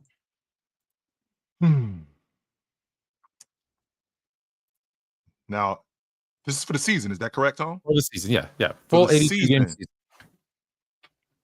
That crew that I had up there, I think we win 75 games. Close. You won. Well, let's get to the tape. So here's the lineup. Let me pause it just so you don't think I cheated. Here's your lineup. Or no, is this? Yeah, this is you, the Seattle Supersonics. Okay, and SGA. Oh, did you have SGA? Did I? I did have SGA. Yes, SGA. I missed SGA when I read it, but yes, you did have SGA. So you had SGA, Thompson, Mitchell. Yes, I don't know. I may not have read his name. So you had it rates by overall ranking. You had Giannis, SGA, Mitchell, Brown, Wembanyama, Mobley, Jackson, Johnson, and Amon Thompson. Okay, so there, you got all the players that you drafted. Yep. My team, the Las Vegas. I gave Fluent Jr. free range to name them. He named them the Las Vegas Knights. So you can see our logo up here. He had fun making their uniforms. By the way, they were fire. So there's my team: Jokic, Doncic, Tatum, Davis, Durant, Morant, Edwards, Banchero, Fox, etc. I think someone down there. I think the banner's blocking it. Let me take it off. There we go. And Bam Adebayo. Let's see what happened. Here we're so simming the league, so you can see that we're Mhm. nothing. This is what the schedule look like. Yeah. No, Okay. no tricks, no nothing. We Season we one. sim the season. We sim the season. Mhm. The MVP was my guy, Yep. Nikola Jokic. Wins the MVP. Las Vegas 2-0 versus Seattle. The Las Vegas Yeah. MVP. I commentated. I'm going to skip over it. Your guy. Oh no, Mhm. that's the defensive. Sorry, let me get to the defensive player of the year, Westbrook. We're going to talk about him in a minute. Mhm. Here we go, Victor. Your guy Mhm. wins defensive player of the year. So I got the MVP. You got the defensive player of the year. There he is on the Sonics. Looks good. Looks Okay. good in green. Peyton Pritchard. Okay. Damian Lillard, clutch player of the year. That's interesting. My coach, Willie Green, is the coach of the year. Going 79-3. Mhm. The executive of the year is my Frank Vaughn. Your team went 79-3. 79. Wow. 79-3. Your two losses, however, came to me. What's your team? Yes. What's your team? We played each other twice, as you know. You play home and home, and we both swept our way through the playoffs. Lost to nobody. Lost to nobody. We met in the NBA final, as we should considering the teams that we picked. The only difference was that my team remained undefeated in the playoffs. We got swept. Damn, we ain't win a game in the finals. Like we ain't close. I gotta dump my roster. We ain't close, Tom. What the hell? How do you have two 79 win teams and get smoked in the finals? We ain't lose. We got smoked. Not one win. Man, I gotta flip this roster. We garbage. You have We no trash. business being there. It's because you're in a weak Western. Oh my goodness. Trash. Now, in your defense, there's nothing you can do about this. In your defense, so we can do this again with another team, but or I'm gonna actually sim it for maybe 3 to 5 years and see what happens. In your defense, however, I will tell you, SGA did get injured at one point in the season, but he was healthy in the playoffs. But he did get hurt. But when I saw this, I'm like, got smoked in the finals. How we gonna I thought that might be the biggest choke job, Tone. We won 79 games and got to we won 79 games, 12-0 to the finals. 12-0 in the playoffs, and then get smoked in the finals. Get the hell, get this roster out of here. We ain't close. We're not close to winning it. No, we not. Therefore, I have created the greatest team in history, because not only did we go 79-3, we went 16-0 in the playoffs. Never lost. Didn't lose to anybody. Yes, I do got to go back. I think it's still saved. I'm going to ask him to go. I want to see, because I didn't lose to you. We were 2-0. I purposely looked and saw that we were 2-0 against you. Who are those 3 games I lost? Who did you lose to? Who did I lose to? I need to check that out, because I didn't look, and now that I'm thinking about it, like, how did I lose 3 games if I didn't lose to your squad? Like, who did I lose? At least I got justified, and I wonder who else I lost to. If I lost to you twice, who else did I lose to? And if I did, whoever it was that I lost to, they better have beaten you too. I'm sure to beating me. I lost to Charlotte probably 3 times, and you lost to them once. That's garbage. The way 2K works, that's trash. What I want to know is, I won MVP, you won Defensive Player of the Year. Our teams are stacked. Is it just because they're sharing the ball so much? Like, what? I'm curious to dive deeper. That's why I want to do like a 3 or 5 year one. Yeah. I want to dive deeper and figure out how, like, I don't know if you noticed, Jokic averaged 18 and 20 or so. Like, he averaged 18, 9, and 8. Yeah, like, that's not a lot. And won the MVP, by the way, on a team. That's not Bill Russell numbers, because Bill Russell was 18 and 22. But even still, I mean, 18, 9, and 8. He was my only first All-NBA team player. You didn't have any. Your only All-NBA player was, I think, Wemby was 3rd team All-NBA. No Giannis, no SGA, no Mobley. It was Giannis. I'm sorry, it was Giannis, 3rd team. But that's it. So it was just, I found that I thought it would be our starting lineups would be 1st team, 2nd team. So it was very, very interesting. Wow. So that was fun to sit and do with Fluent Junior. It was a great draft. So I enjoyed doing that. If you want to do it again, like I said, I can definitely record more of it next time. And just I didn't know how it would be, so I didn't record it. But so what I'm going to do, we got 30 minutes left. I have some rapid fire topics, but I'm going to put the link in the chat for anyone that wants to come up and ask a question. But let's go through some rapid fire, because I do want one quick football thing that I forgot to mention when we were doing our football, when I was singing the praises of Jaden Daniels. Check this out. Career games where your team recorded 0 punts and 0 turnovers. Rookie Jaden Daniels has 3 games out of his 18 starts with 0 punts and 0 turnovers. Tom Brady, Patrick Mahomes, Peyton Manning, Joe Montana have 2 combined in their careers. Man, that's good company right there, Tone. That is some serious company right there. No, hear me out. Not each. The 4 of them combined. All of them together. Combined have 2. And he's done it 3 times this season. Just this season in 18 starts. And they've had 9. What? I can't even read. 990 starts. Almost 1,000 starts. Almost 1,000. We got 2 of them. They did it twice. He's done it. He did it 3 times in one NFL season. That's impressive. How? And Tone, what I really like about him is I like him on the move. Right? I like him on the move. He even though he's young, and we're gonna get the book on him, Tone, because they got the book on. They got the book on plenty of young quarterbacks, right? On Justin Rivers. They got the book on Phillip Rivers. They got the book on Justin Herbert. They're gonna get the book on this kid Jaden McDaniels, right? They're gonna get the book on him, and we're gonna figure out, what makes him tick, what he doesn't like.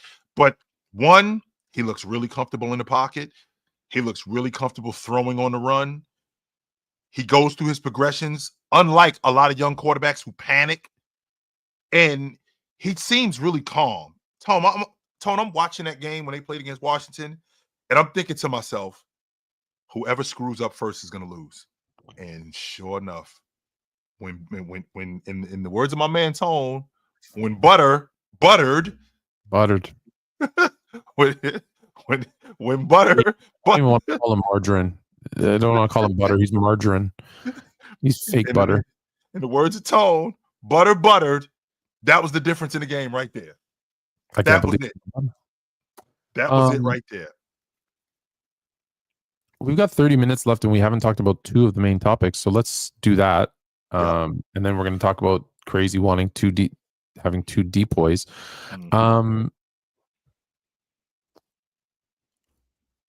The Detroit Pistons don't suck. They don't suck, Tone. Here's what I have to catch myself doing. So we clear, Tone. I think they've won 8 of their last 10. Cade Cunningham, I think he's 29-7 or 29-8 in his last 5 games.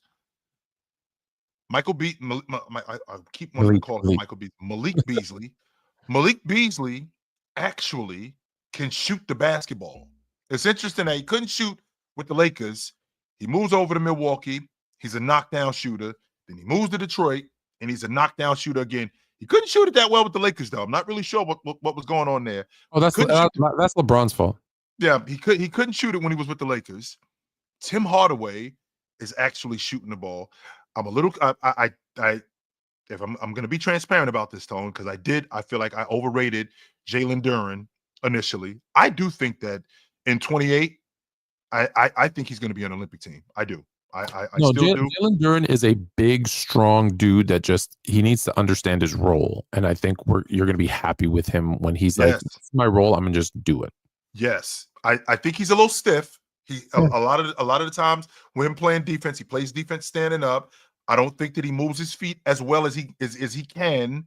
I don't think he knows what he's doing. I think that's one of the major problems. You just mentioned it, Tone, that he needs to know his role.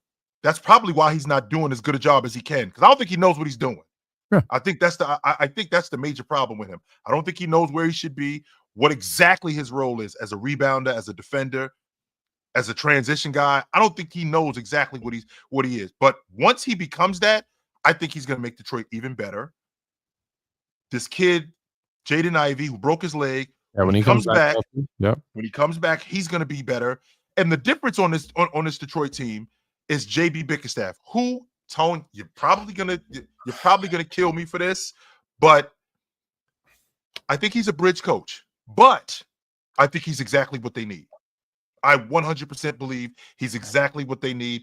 They were a dumpster fire last year. They had no direction whatsoever. They had no idea where they were going. And then Bickerstaff comes in and he changes the culture. He makes those guys guard. He actually has Cade moving the basketball on top of Cade being healthy. The offense is different. The schemes are different. And I think that there's a different culture in Detroit than it was last year. Remember, Tone, this time last year, you told me that Toronto is going to break the streak. You told me that because this team was on their way to losing 40 straight games. Yeah, that's where they were going. If it wasn't for what I told you, they probably would have. Well, you told me that, Tone. I'm looking at the schedule. I'm like, yo, they're going to lose 40 straight games. They're not going to win a game for 2 months. They're not going to win a game. I'm looking at this crew. They're not going to win a game. We're going to have an investigation in the NBA because there's no way that this team could go like 3 and like 79. There's no way that could happen. I struggle with one thing. When Monty Williams was brought on, he said, and I quote, "It's going to get worse before it gets better." He did say that. And I told you guys at the beginning of last year, remember, you guys had me on Players' Choice and we did the rankings, and I said, they're like, if they're the 35th team out of a 30-team league. I told you they were the 35th. I believe those were my exact words. They're the 35th team out of 30 teams. And you guys all laughed and said, "Oh, Fluent, haha, no, they got Monty Williams now. They're going to be better." And I said, no. They were. When a coach comes out and says it's going to get worse before we get better, I believe he had a plan. I believe he saw that this team was young and needed to go through something to come back in the following year. I honestly believe if he was still here, you'd be seeing this either way.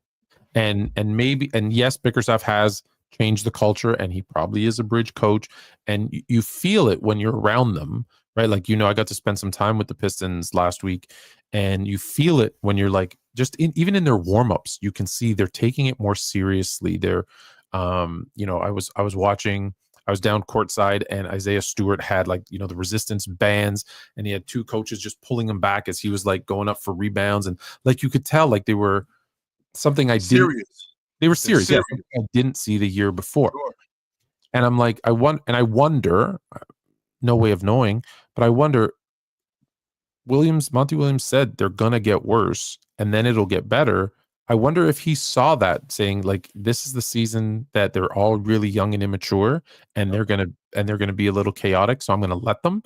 And then next year we're going to tighten up the reins and say, okay, now we got to take it seriously. Now that's dangerous to do, but maybe that was his plan, because now they brought in that guy who did that. Cade Cunningham is a year older. He's more mature. Duran, although we mentioned, doesn't really know, but is understanding a little bit more. You have a guy in Tim Hardaway. Tim Hardaway's dad is there, like baseline I believe he's moved to Detroit. He's there every game. So he's almost like that veteran presence, whether it's through son's ears or direct. They've got a lot of pieces that are there and kind of part of the situation. So, we'll give some of the credit to Bickerstaff, but I wonder if Monty Williams didn't have this 2-year plan anyways. Even Jordan Ivey, I think, although him getting hurt, it allows some other guys to step up a little bit too. The Thompson kid, like I said, looks like he's going to fit in. Right now he's going on pure athleticism, but he'll figure that out too. It's a good young team. It's a really good atmosphere. It's a good team to be around. So they don't suck, and I think they're on the up. But again, is Cade Cunningham. So this is what's going to be the question now at the end of this season. Yep. Can he be your number one superstar type player to lead this team deep into the playoffs? Yep. And that's the question that I don't know the answer to. Right. Now, for those of you in internet land and in the chat, and those of you guys who are listening, there's a difference between lying and misremembering. Tone is not lying about anything he said. He did misremember some things. Oh, Now, what now, for example, like Tone brought up Coach Williams getting in the press conference and saying that this is going to get worse before it gets better. Now, Tone left out the fact that they had to beg him to take the job. He didn't want the job. That's number one. They had to beg him to take the job. And on top of them begging him to take the job, they had to sweeten the pot. And $75 million is 100% a sweet pot. And he said that, why'd you take the job? It was for the money. 100% it was for the money. Do you think he didn't want to be there? He did not want that job, Tone. He didn't. No way did he want that job. They had to beg him to take the job. And to your point, some of what you said is absolutely true, Tone. When they actually got him in there, he saw the archetype and he was like, yo, this is going to be bad. This is going to be bad. Before this gets better, this is 100% going to be bad. It'll get worse. I don't think that he anticipated being that bad, though. If I may, every team in the NBA, I don't want your head coaching job. I don't want if you want to give me $75 million, I don't want it. I'll take it. I want to put it out there. If that's what it takes to get that I don't want it. Yeah. I think and to your point, Tone, you said it yourself. He said this is gonna get worse before it gets better. I don't think he anticipated it being that bad. I thought that I thought that he could work around it, and then he realized that this, for lack of a better term, this is a shit show.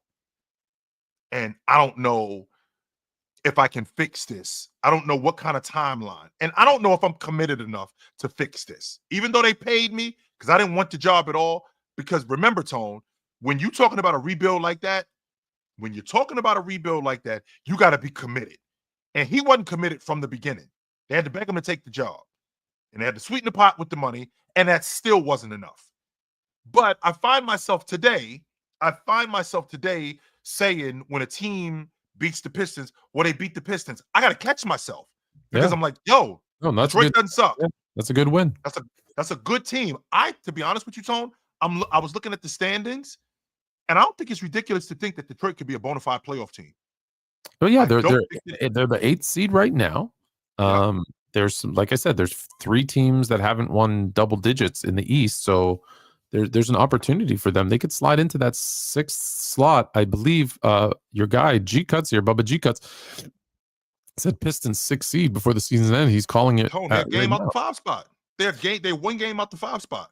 But listen, as long as they keep inviting me to games, because I started off a 5-game win streak for them. So and they're 2-0 with me in the building. So you might have to come back. We might have to get Tone back. We might have to get Tone back in the building. Superstitious. So I don't know exactly what's going on with the kid. They got Hollins. I don't know what the Ryan Hollins. I don't know what the story is with him. He's a young kid, high flyer, gets up and down the floor. He's tough, and I like that about him. I just like the direction of this crew. I don't think this is a one and done thing. And again, you know what they have that's why it's working. They've got I keep telling you, they've got a good mix. So they've got a distributor, like Cade's. I think he's averaging like 9 assists a game, and he's scoring. In the league, Tone. I think he's averaging about 24, 25 a game too. So they've got him. They've got toughness in Duren and Stewart, right? Like they can play. When I say dirty, I don't mean dirty. I mean they do the dirty work. They do the dirty work. They do dirty work. Sure. We've got, like you said, the high flyers and Thompson. So they've got now, and they're getting some shooting from Beasley and from Hardaway.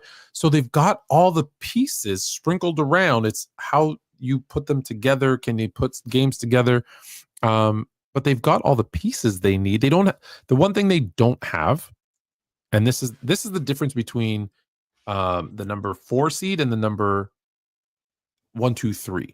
Yep. Maybe it's the difference between 5 and 10, but whatever. 1, 2, 3, 4 typically have a guy who people would consider a superstar. Who I'm down by 1, I put their ball in their hand, and they're going to get me a basket. Right? And that's the difference between a championship team and a non-championship team. Yep. I don't know that Cade's that guy yet.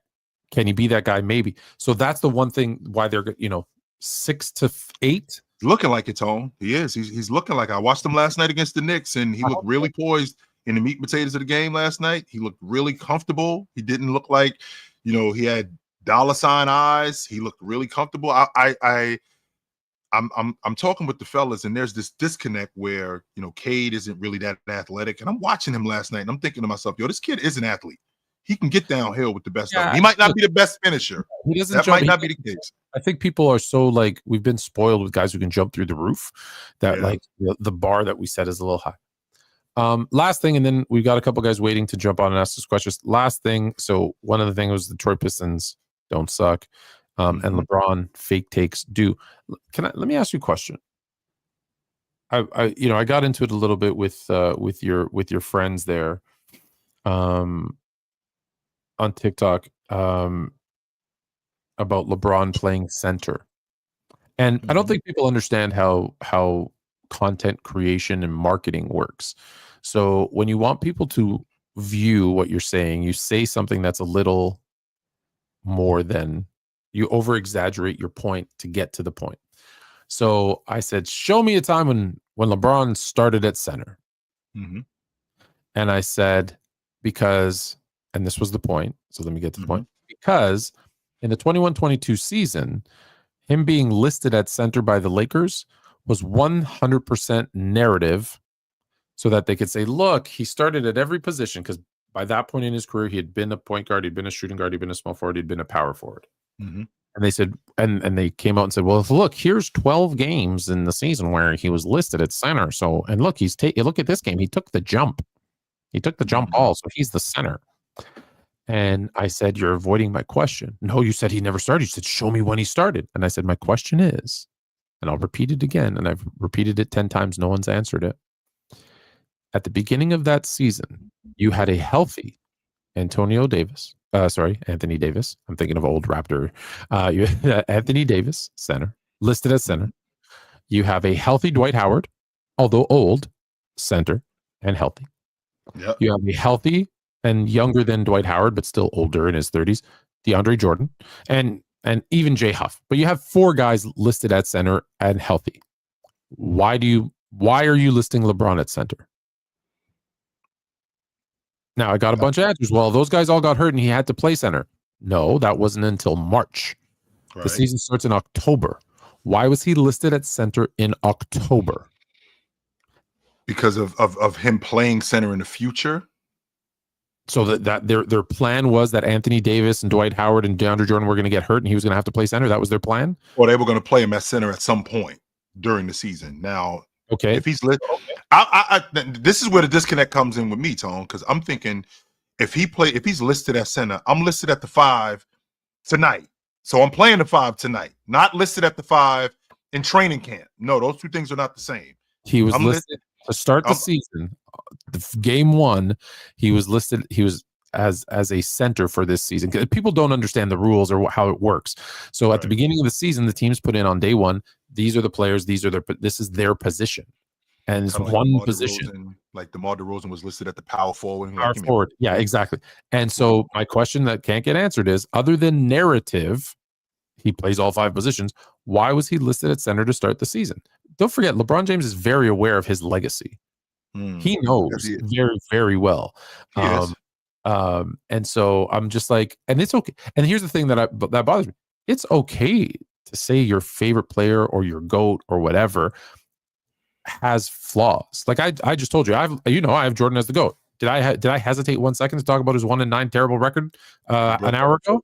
You brought that up first, as a matter of fact. No problem, because it's a fact.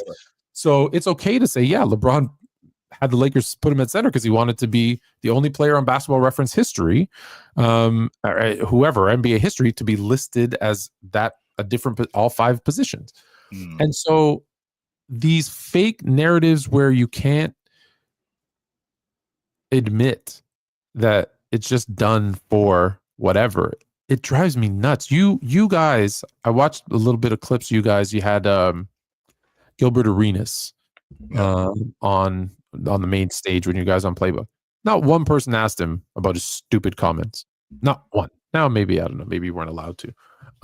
But I don't shy away from that stuff. So I think I think it sucks that we're at the point where, and I'll use these two because they're the most common. Jordan fans can't say anything negative about Jordan. LeBron fans can't say anything negative about LeBron, and they'll fight to the death because they won't say anything negative. And that's why I think it's like, who's my favorite player? Everybody knows.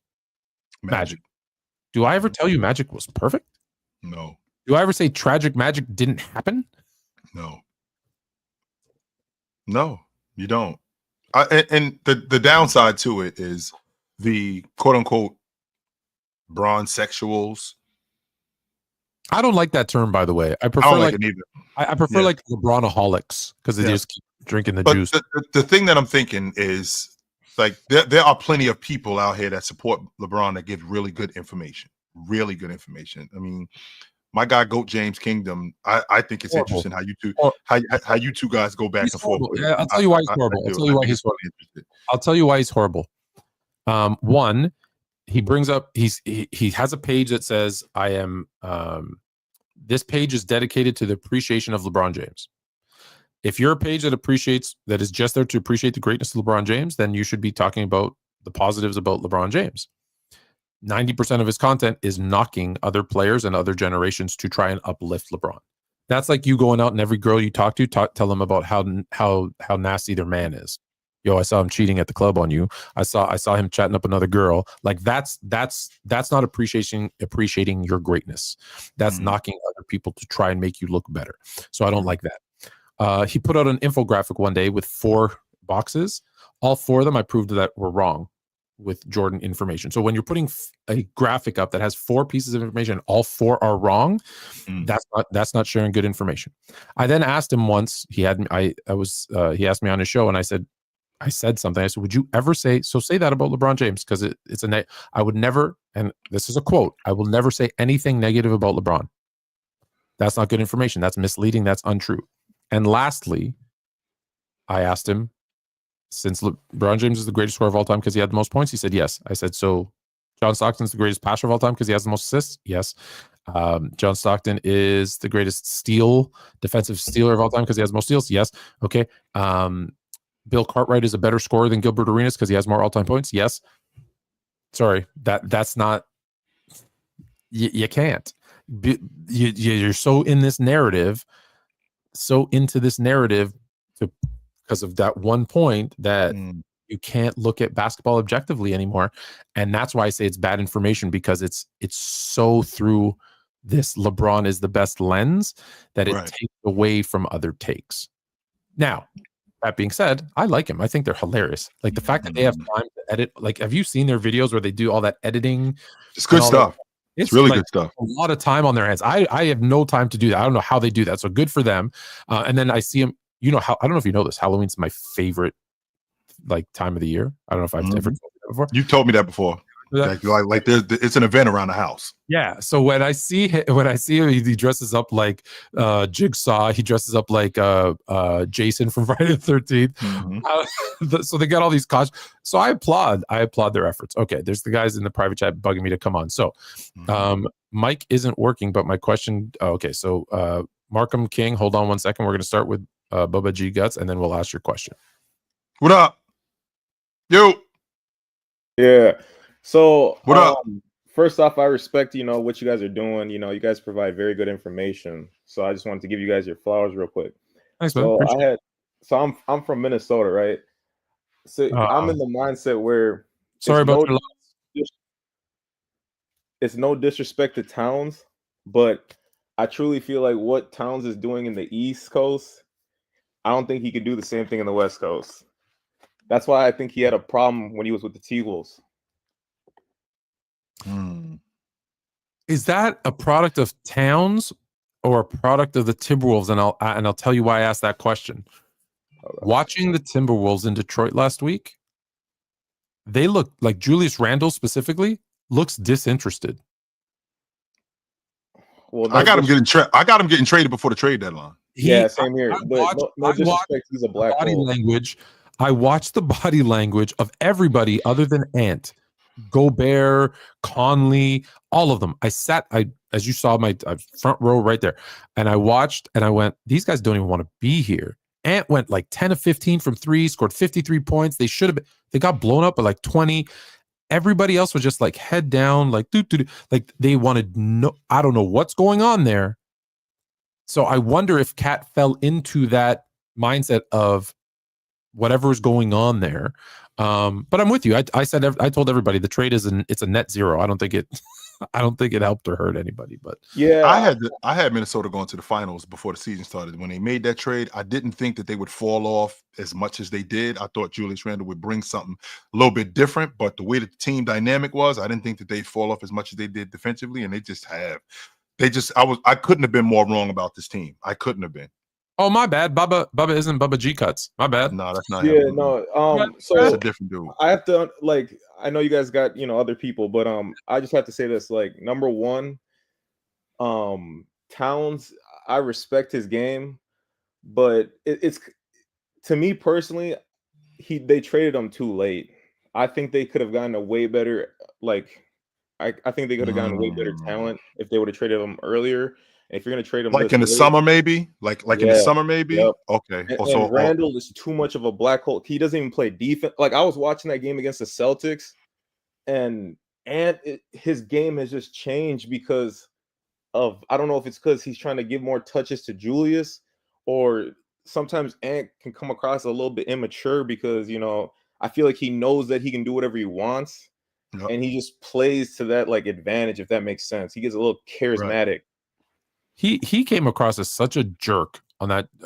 If you watch Starting Five, he came. Oh, he did. Yeah, I've seen that. No, okay. Sorry, I saw you at Gil's little podcast, whatever, the live stream on the main stage. Sure. Yeah, so I wanted to ask you in particular, like, why does Jason Tatum get a bad rap? Because for me personally, he's like 6'8", 6'10", right? You can't be 6'8", 6'10", and playing like you're too cool sometimes for for school, like too cool to play basketball. Because I remember you making a comment saying like, it's like, damn, like, why can't you cook this food all the time, mama?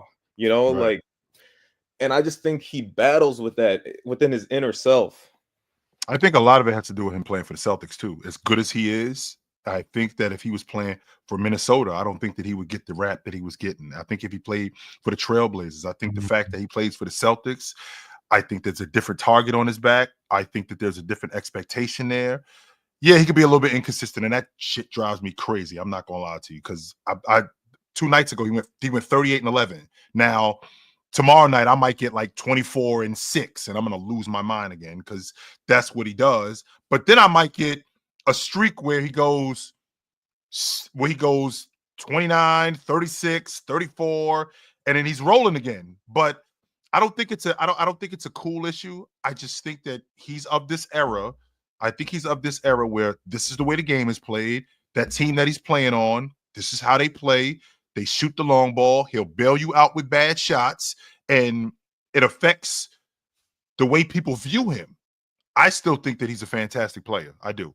You and I argued about Jason Tatum a lot as he was coming up because you were like, he's going to be the face of the league. He's going to be an MVP. And I'm like, I don't see it because there's another level that he refuses to or can't take. And people are going to say, oh, why you always bring up the mentality? But I think it's the mentality. I don't think it's a soft thing. I don't think he has that anger. I think he's happy. I think he had a good life. And I think there's a problem. He didn't have a good life. He's from a difficult part of St. Louis. But I know what you're talking about. You know what I'm saying, right? There isn't that chip on his shoulder, I guess is the best way. Let me use that term then. He doesn't have that chip on his shoulder where it's just like, I'm mad at the world and I'm going to show you. It's like, I'm really good at this. I know I'm really good at this, where I think the inconsistency comes from. It's because sometimes when you're really good at something, you kind of maybe take it for granted a little bit. And then other times you're like, oh, wow, I had a bad game. I better step up. And just everyone expected him because, well, Kobe this and Kobe that. And he was, a fan of Kobe's, and he's going to, and they expected him to come out and have, the Mamba mentality. It's not a knock. It's just not who he is. And so I don't think we're going to see that next level where he takes over the NBA, because I don't think it's just in his personality. Like, to another level, a step down from Jason Tatum. I watched it every single day with Vince Carter. Had all the I'm not tools. gonna lie to you. Didn't have that I angle. think we will see it. I think do the too. only way we'll see it, right, is if him and Jaylen Brown aren't in the same team anymore. Like if that Celtics team isn't the way it's construed right now and kind of like dismantles in a sense, that's when we're gonna see who Jason Tatum. Because you remember, like Kobe, we saw Kobe with Shaq. I know, this is a little bit of a different comparison, but No, we you saw know, I Kobe- know exactly where you're going. I do. I know Yeah. exactly where And you're then we going. saw Like, Kobe we without know. Shaq. I didn't know Shaq. I didn't know, as good as Bryant was, I didn't know he was 35 a game good. I didn't know he was that good. I didn't know he was 33 a game good. I didn't know he was 63 and 3/4 good. I did not know he was that good. I didn't. And unfortunately, he had to get away from Shaq for us to find that out. He had to get, because if he stays with Shaq, I don't think we ever find out who that guy is. I don't think so. I don't. Have good to talk to you, brother. Yeah, Absolutely, thank you. my Appreciate you guys. God No doubt. bless. Good to talk to you. I don't know if your mic is working, Markham King. So just give a thumbs up or Let's something. see. And let me know. Let's see. Let's All see right. if it's working. Sure. Light him up. Let's see. Yeah, light him up. What up, brother? Yeah. No. All right. Doesn't sound like it, but I have his question. Yeah. So I put it in the chat, and then I'm going to read it so people can see it as well. So, does Mahomes, Patrick, become the GOAT QB if the Chiefs three-peat? No. So let me give you how many quarterbacks. Let me ask you a trivia question. How many NFL quarterbacks have three-peated? The merger was in 69. 0.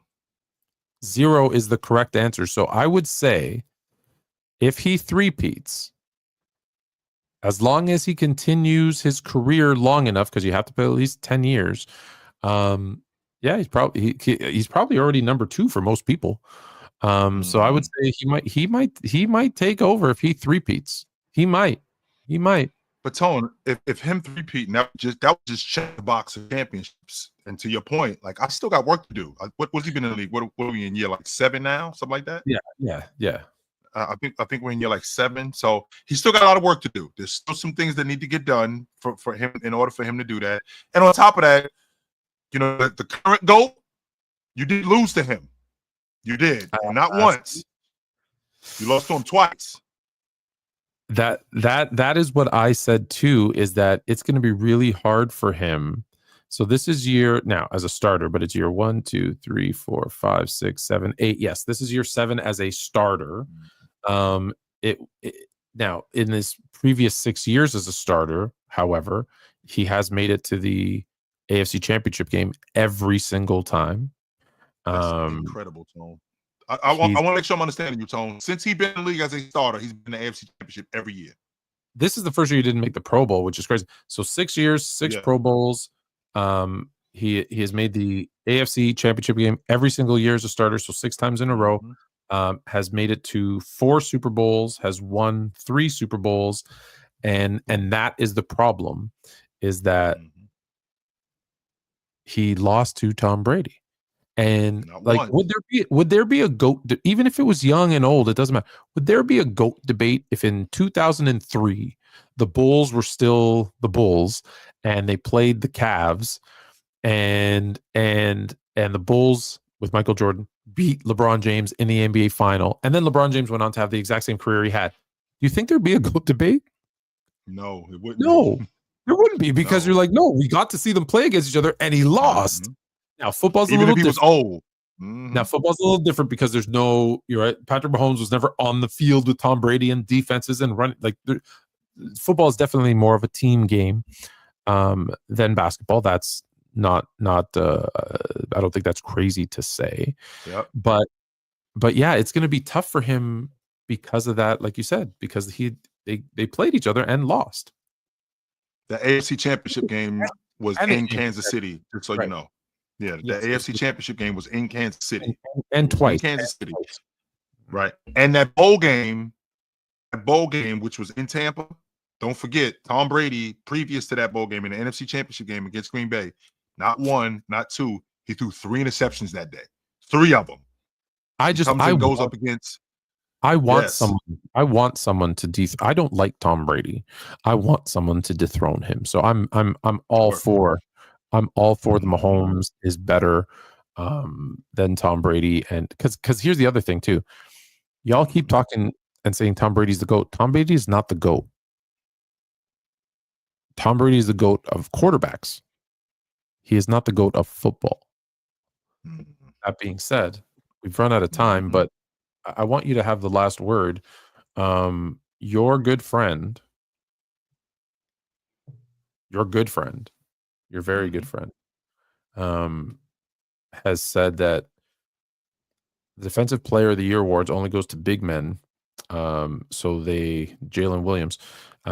So they should give out 2 Defensive Player of the Year awards. I'm assuming one for bigs, one for guards, because he feels like it's just based on blocks. It's not based on blocks. Tone, how you feel about retiring jerseys? This is how I feel about this shit. And I'm gonna tone it down because I know we out of time and we gotta go because I'm ready to flip out when I hear that because that is 100% a participation trophy. 100%. It reminds me, Tone, when I see a referee call a double foul, you saw somebody foul first. Pick somebody. Yeah, that's a cop Don't out. hand me that. Oh, that's a Yeah, cop out. don't. You saw somebody foul first. Now, I do agree with him where adding a third team, all league defensive team, I'm good with that. I do think that because we've got some damn good defenders in this league, and I'm comfortable with the top 15 defenders of that year. I'm comfortable with that. That part I have on the strength of that, Tone. I actually want to add 3 more all stars. I want it to be a 15-man roster instead of a 12. I want Just to like get rid of them. I want to get rid of them. Make less. and Because I think that people use these accolades and these all-time things. Like here's another one issue with your boy. Player of the week. Oh, well, this guy has more players of the week. Well, yeah, well, you know the player of the week is stupid. And also it only used to be one for the whole league, and now there's one for the East, one for the West. Before you know it, it's gonna be one for every division. So it's like these awards have become ridiculous. There's too many. There's too many. Everyone gets a pin. Everyone gets a trophy. Yay. Hey, little Billy, look at you. You made a shot in warm-ups. You get a ribbon. Yeah. Speaking of little Billy, I'm going to end it on my rant. So my boys, team I coach, my youth team, we're on a 10-game winning streak. 10. We good. Okay. 2 games on Saturday. Win the first one. In the second game,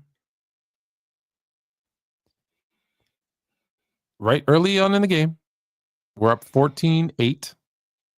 Make a layup. Should be 16-8. You know my team does this because they're my team. We hit 4 straight threes. So we go on a 14-0 run. So it should be 16-8 plus 12. So it should be 28-8 at that point. The scorekeeper accidentally, I'm assuming, puts 2 points to the wrong side. And so it's in 26-10 instead. Still up 16. But there's a 4-point error in the scoring. Free throw shooter. So they come back and tie the game. Free throw shooter steps over the line as he shoots the free throw. I look at the ref and say, "Hey, he stepped over the line." He said, "Oh, sorry, I missed it. I looked over to say something to somebody." And I'm like, "Yeah, but your job is to watch. Like he was the one watching the free throw shooter." Said, "Your job is to watch him." My bad, he says. He does it again on the second one. Does it again on the second one. So does it again. So 4-point swing by the scorekeeper. 2 free throws counted that shouldn't have counted. That's 6 points. 10-game losing streak. We lost by 5. Oh.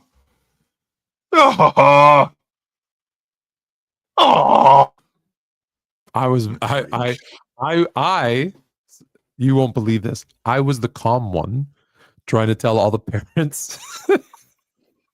Just relax. Knowing you. I said, just relax. It's just a seeding game. The first 6 games are seeding games, and then Like I said, in our other division, we're undefeated. We're good. I have 2 different leagues. I said we just came off right before the holiday, before the Christmas break. I think I told you 5-0. We won our tournament. So I said we're good, guys. 5-0. We won that tournament. We're undefeated in this league. In this other league, we're doing just fine. It's 1 loss. It's a 5-point loss. No big deal. They lost their minds. They were texting. I had to mute because I'm in a, they have a group chat. I had to mute the group chat because they're showing videos. Look at this ding ding. Yeah. We got to do something. We got to write letters. We got to. Oh my God. Oh my God. They're U12. Just like it's. I said, in fact, it's probably good that they lost because they were getting a little too big for their britches after winning that in a row. Need to get humbled. Just everybody chill. Everybody chill. But that brings us to the end. Can you believe that though? I love it. I don't mind them losing, but that's tough. That is a tough loss, though, and I won't argue that. That was definitely a tough one. So y'all know what it is around here. It is the end of the show. However, you know where to find us. Me and my man Tony Tone. We do this every Tuesday on Sports Fluent Network and on Chilltown Hoops. You know where to find us. Tuesday at 8:00. We will see you next week. Until then, put on a suit, drink water, don't drink and drive. Hey, man, call your mother. Well, last time you talk to your mother, call your mother. Talk to you guys soon, but until then, take it light. Take it. Absolutely, man. It's good to see you guys. There's 3 guys with big mouths who wanted to come and debate me today. None of them showed up. Just saying.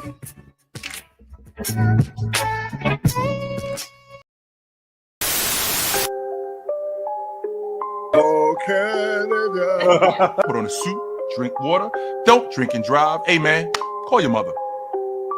It means nothing. It means nothing.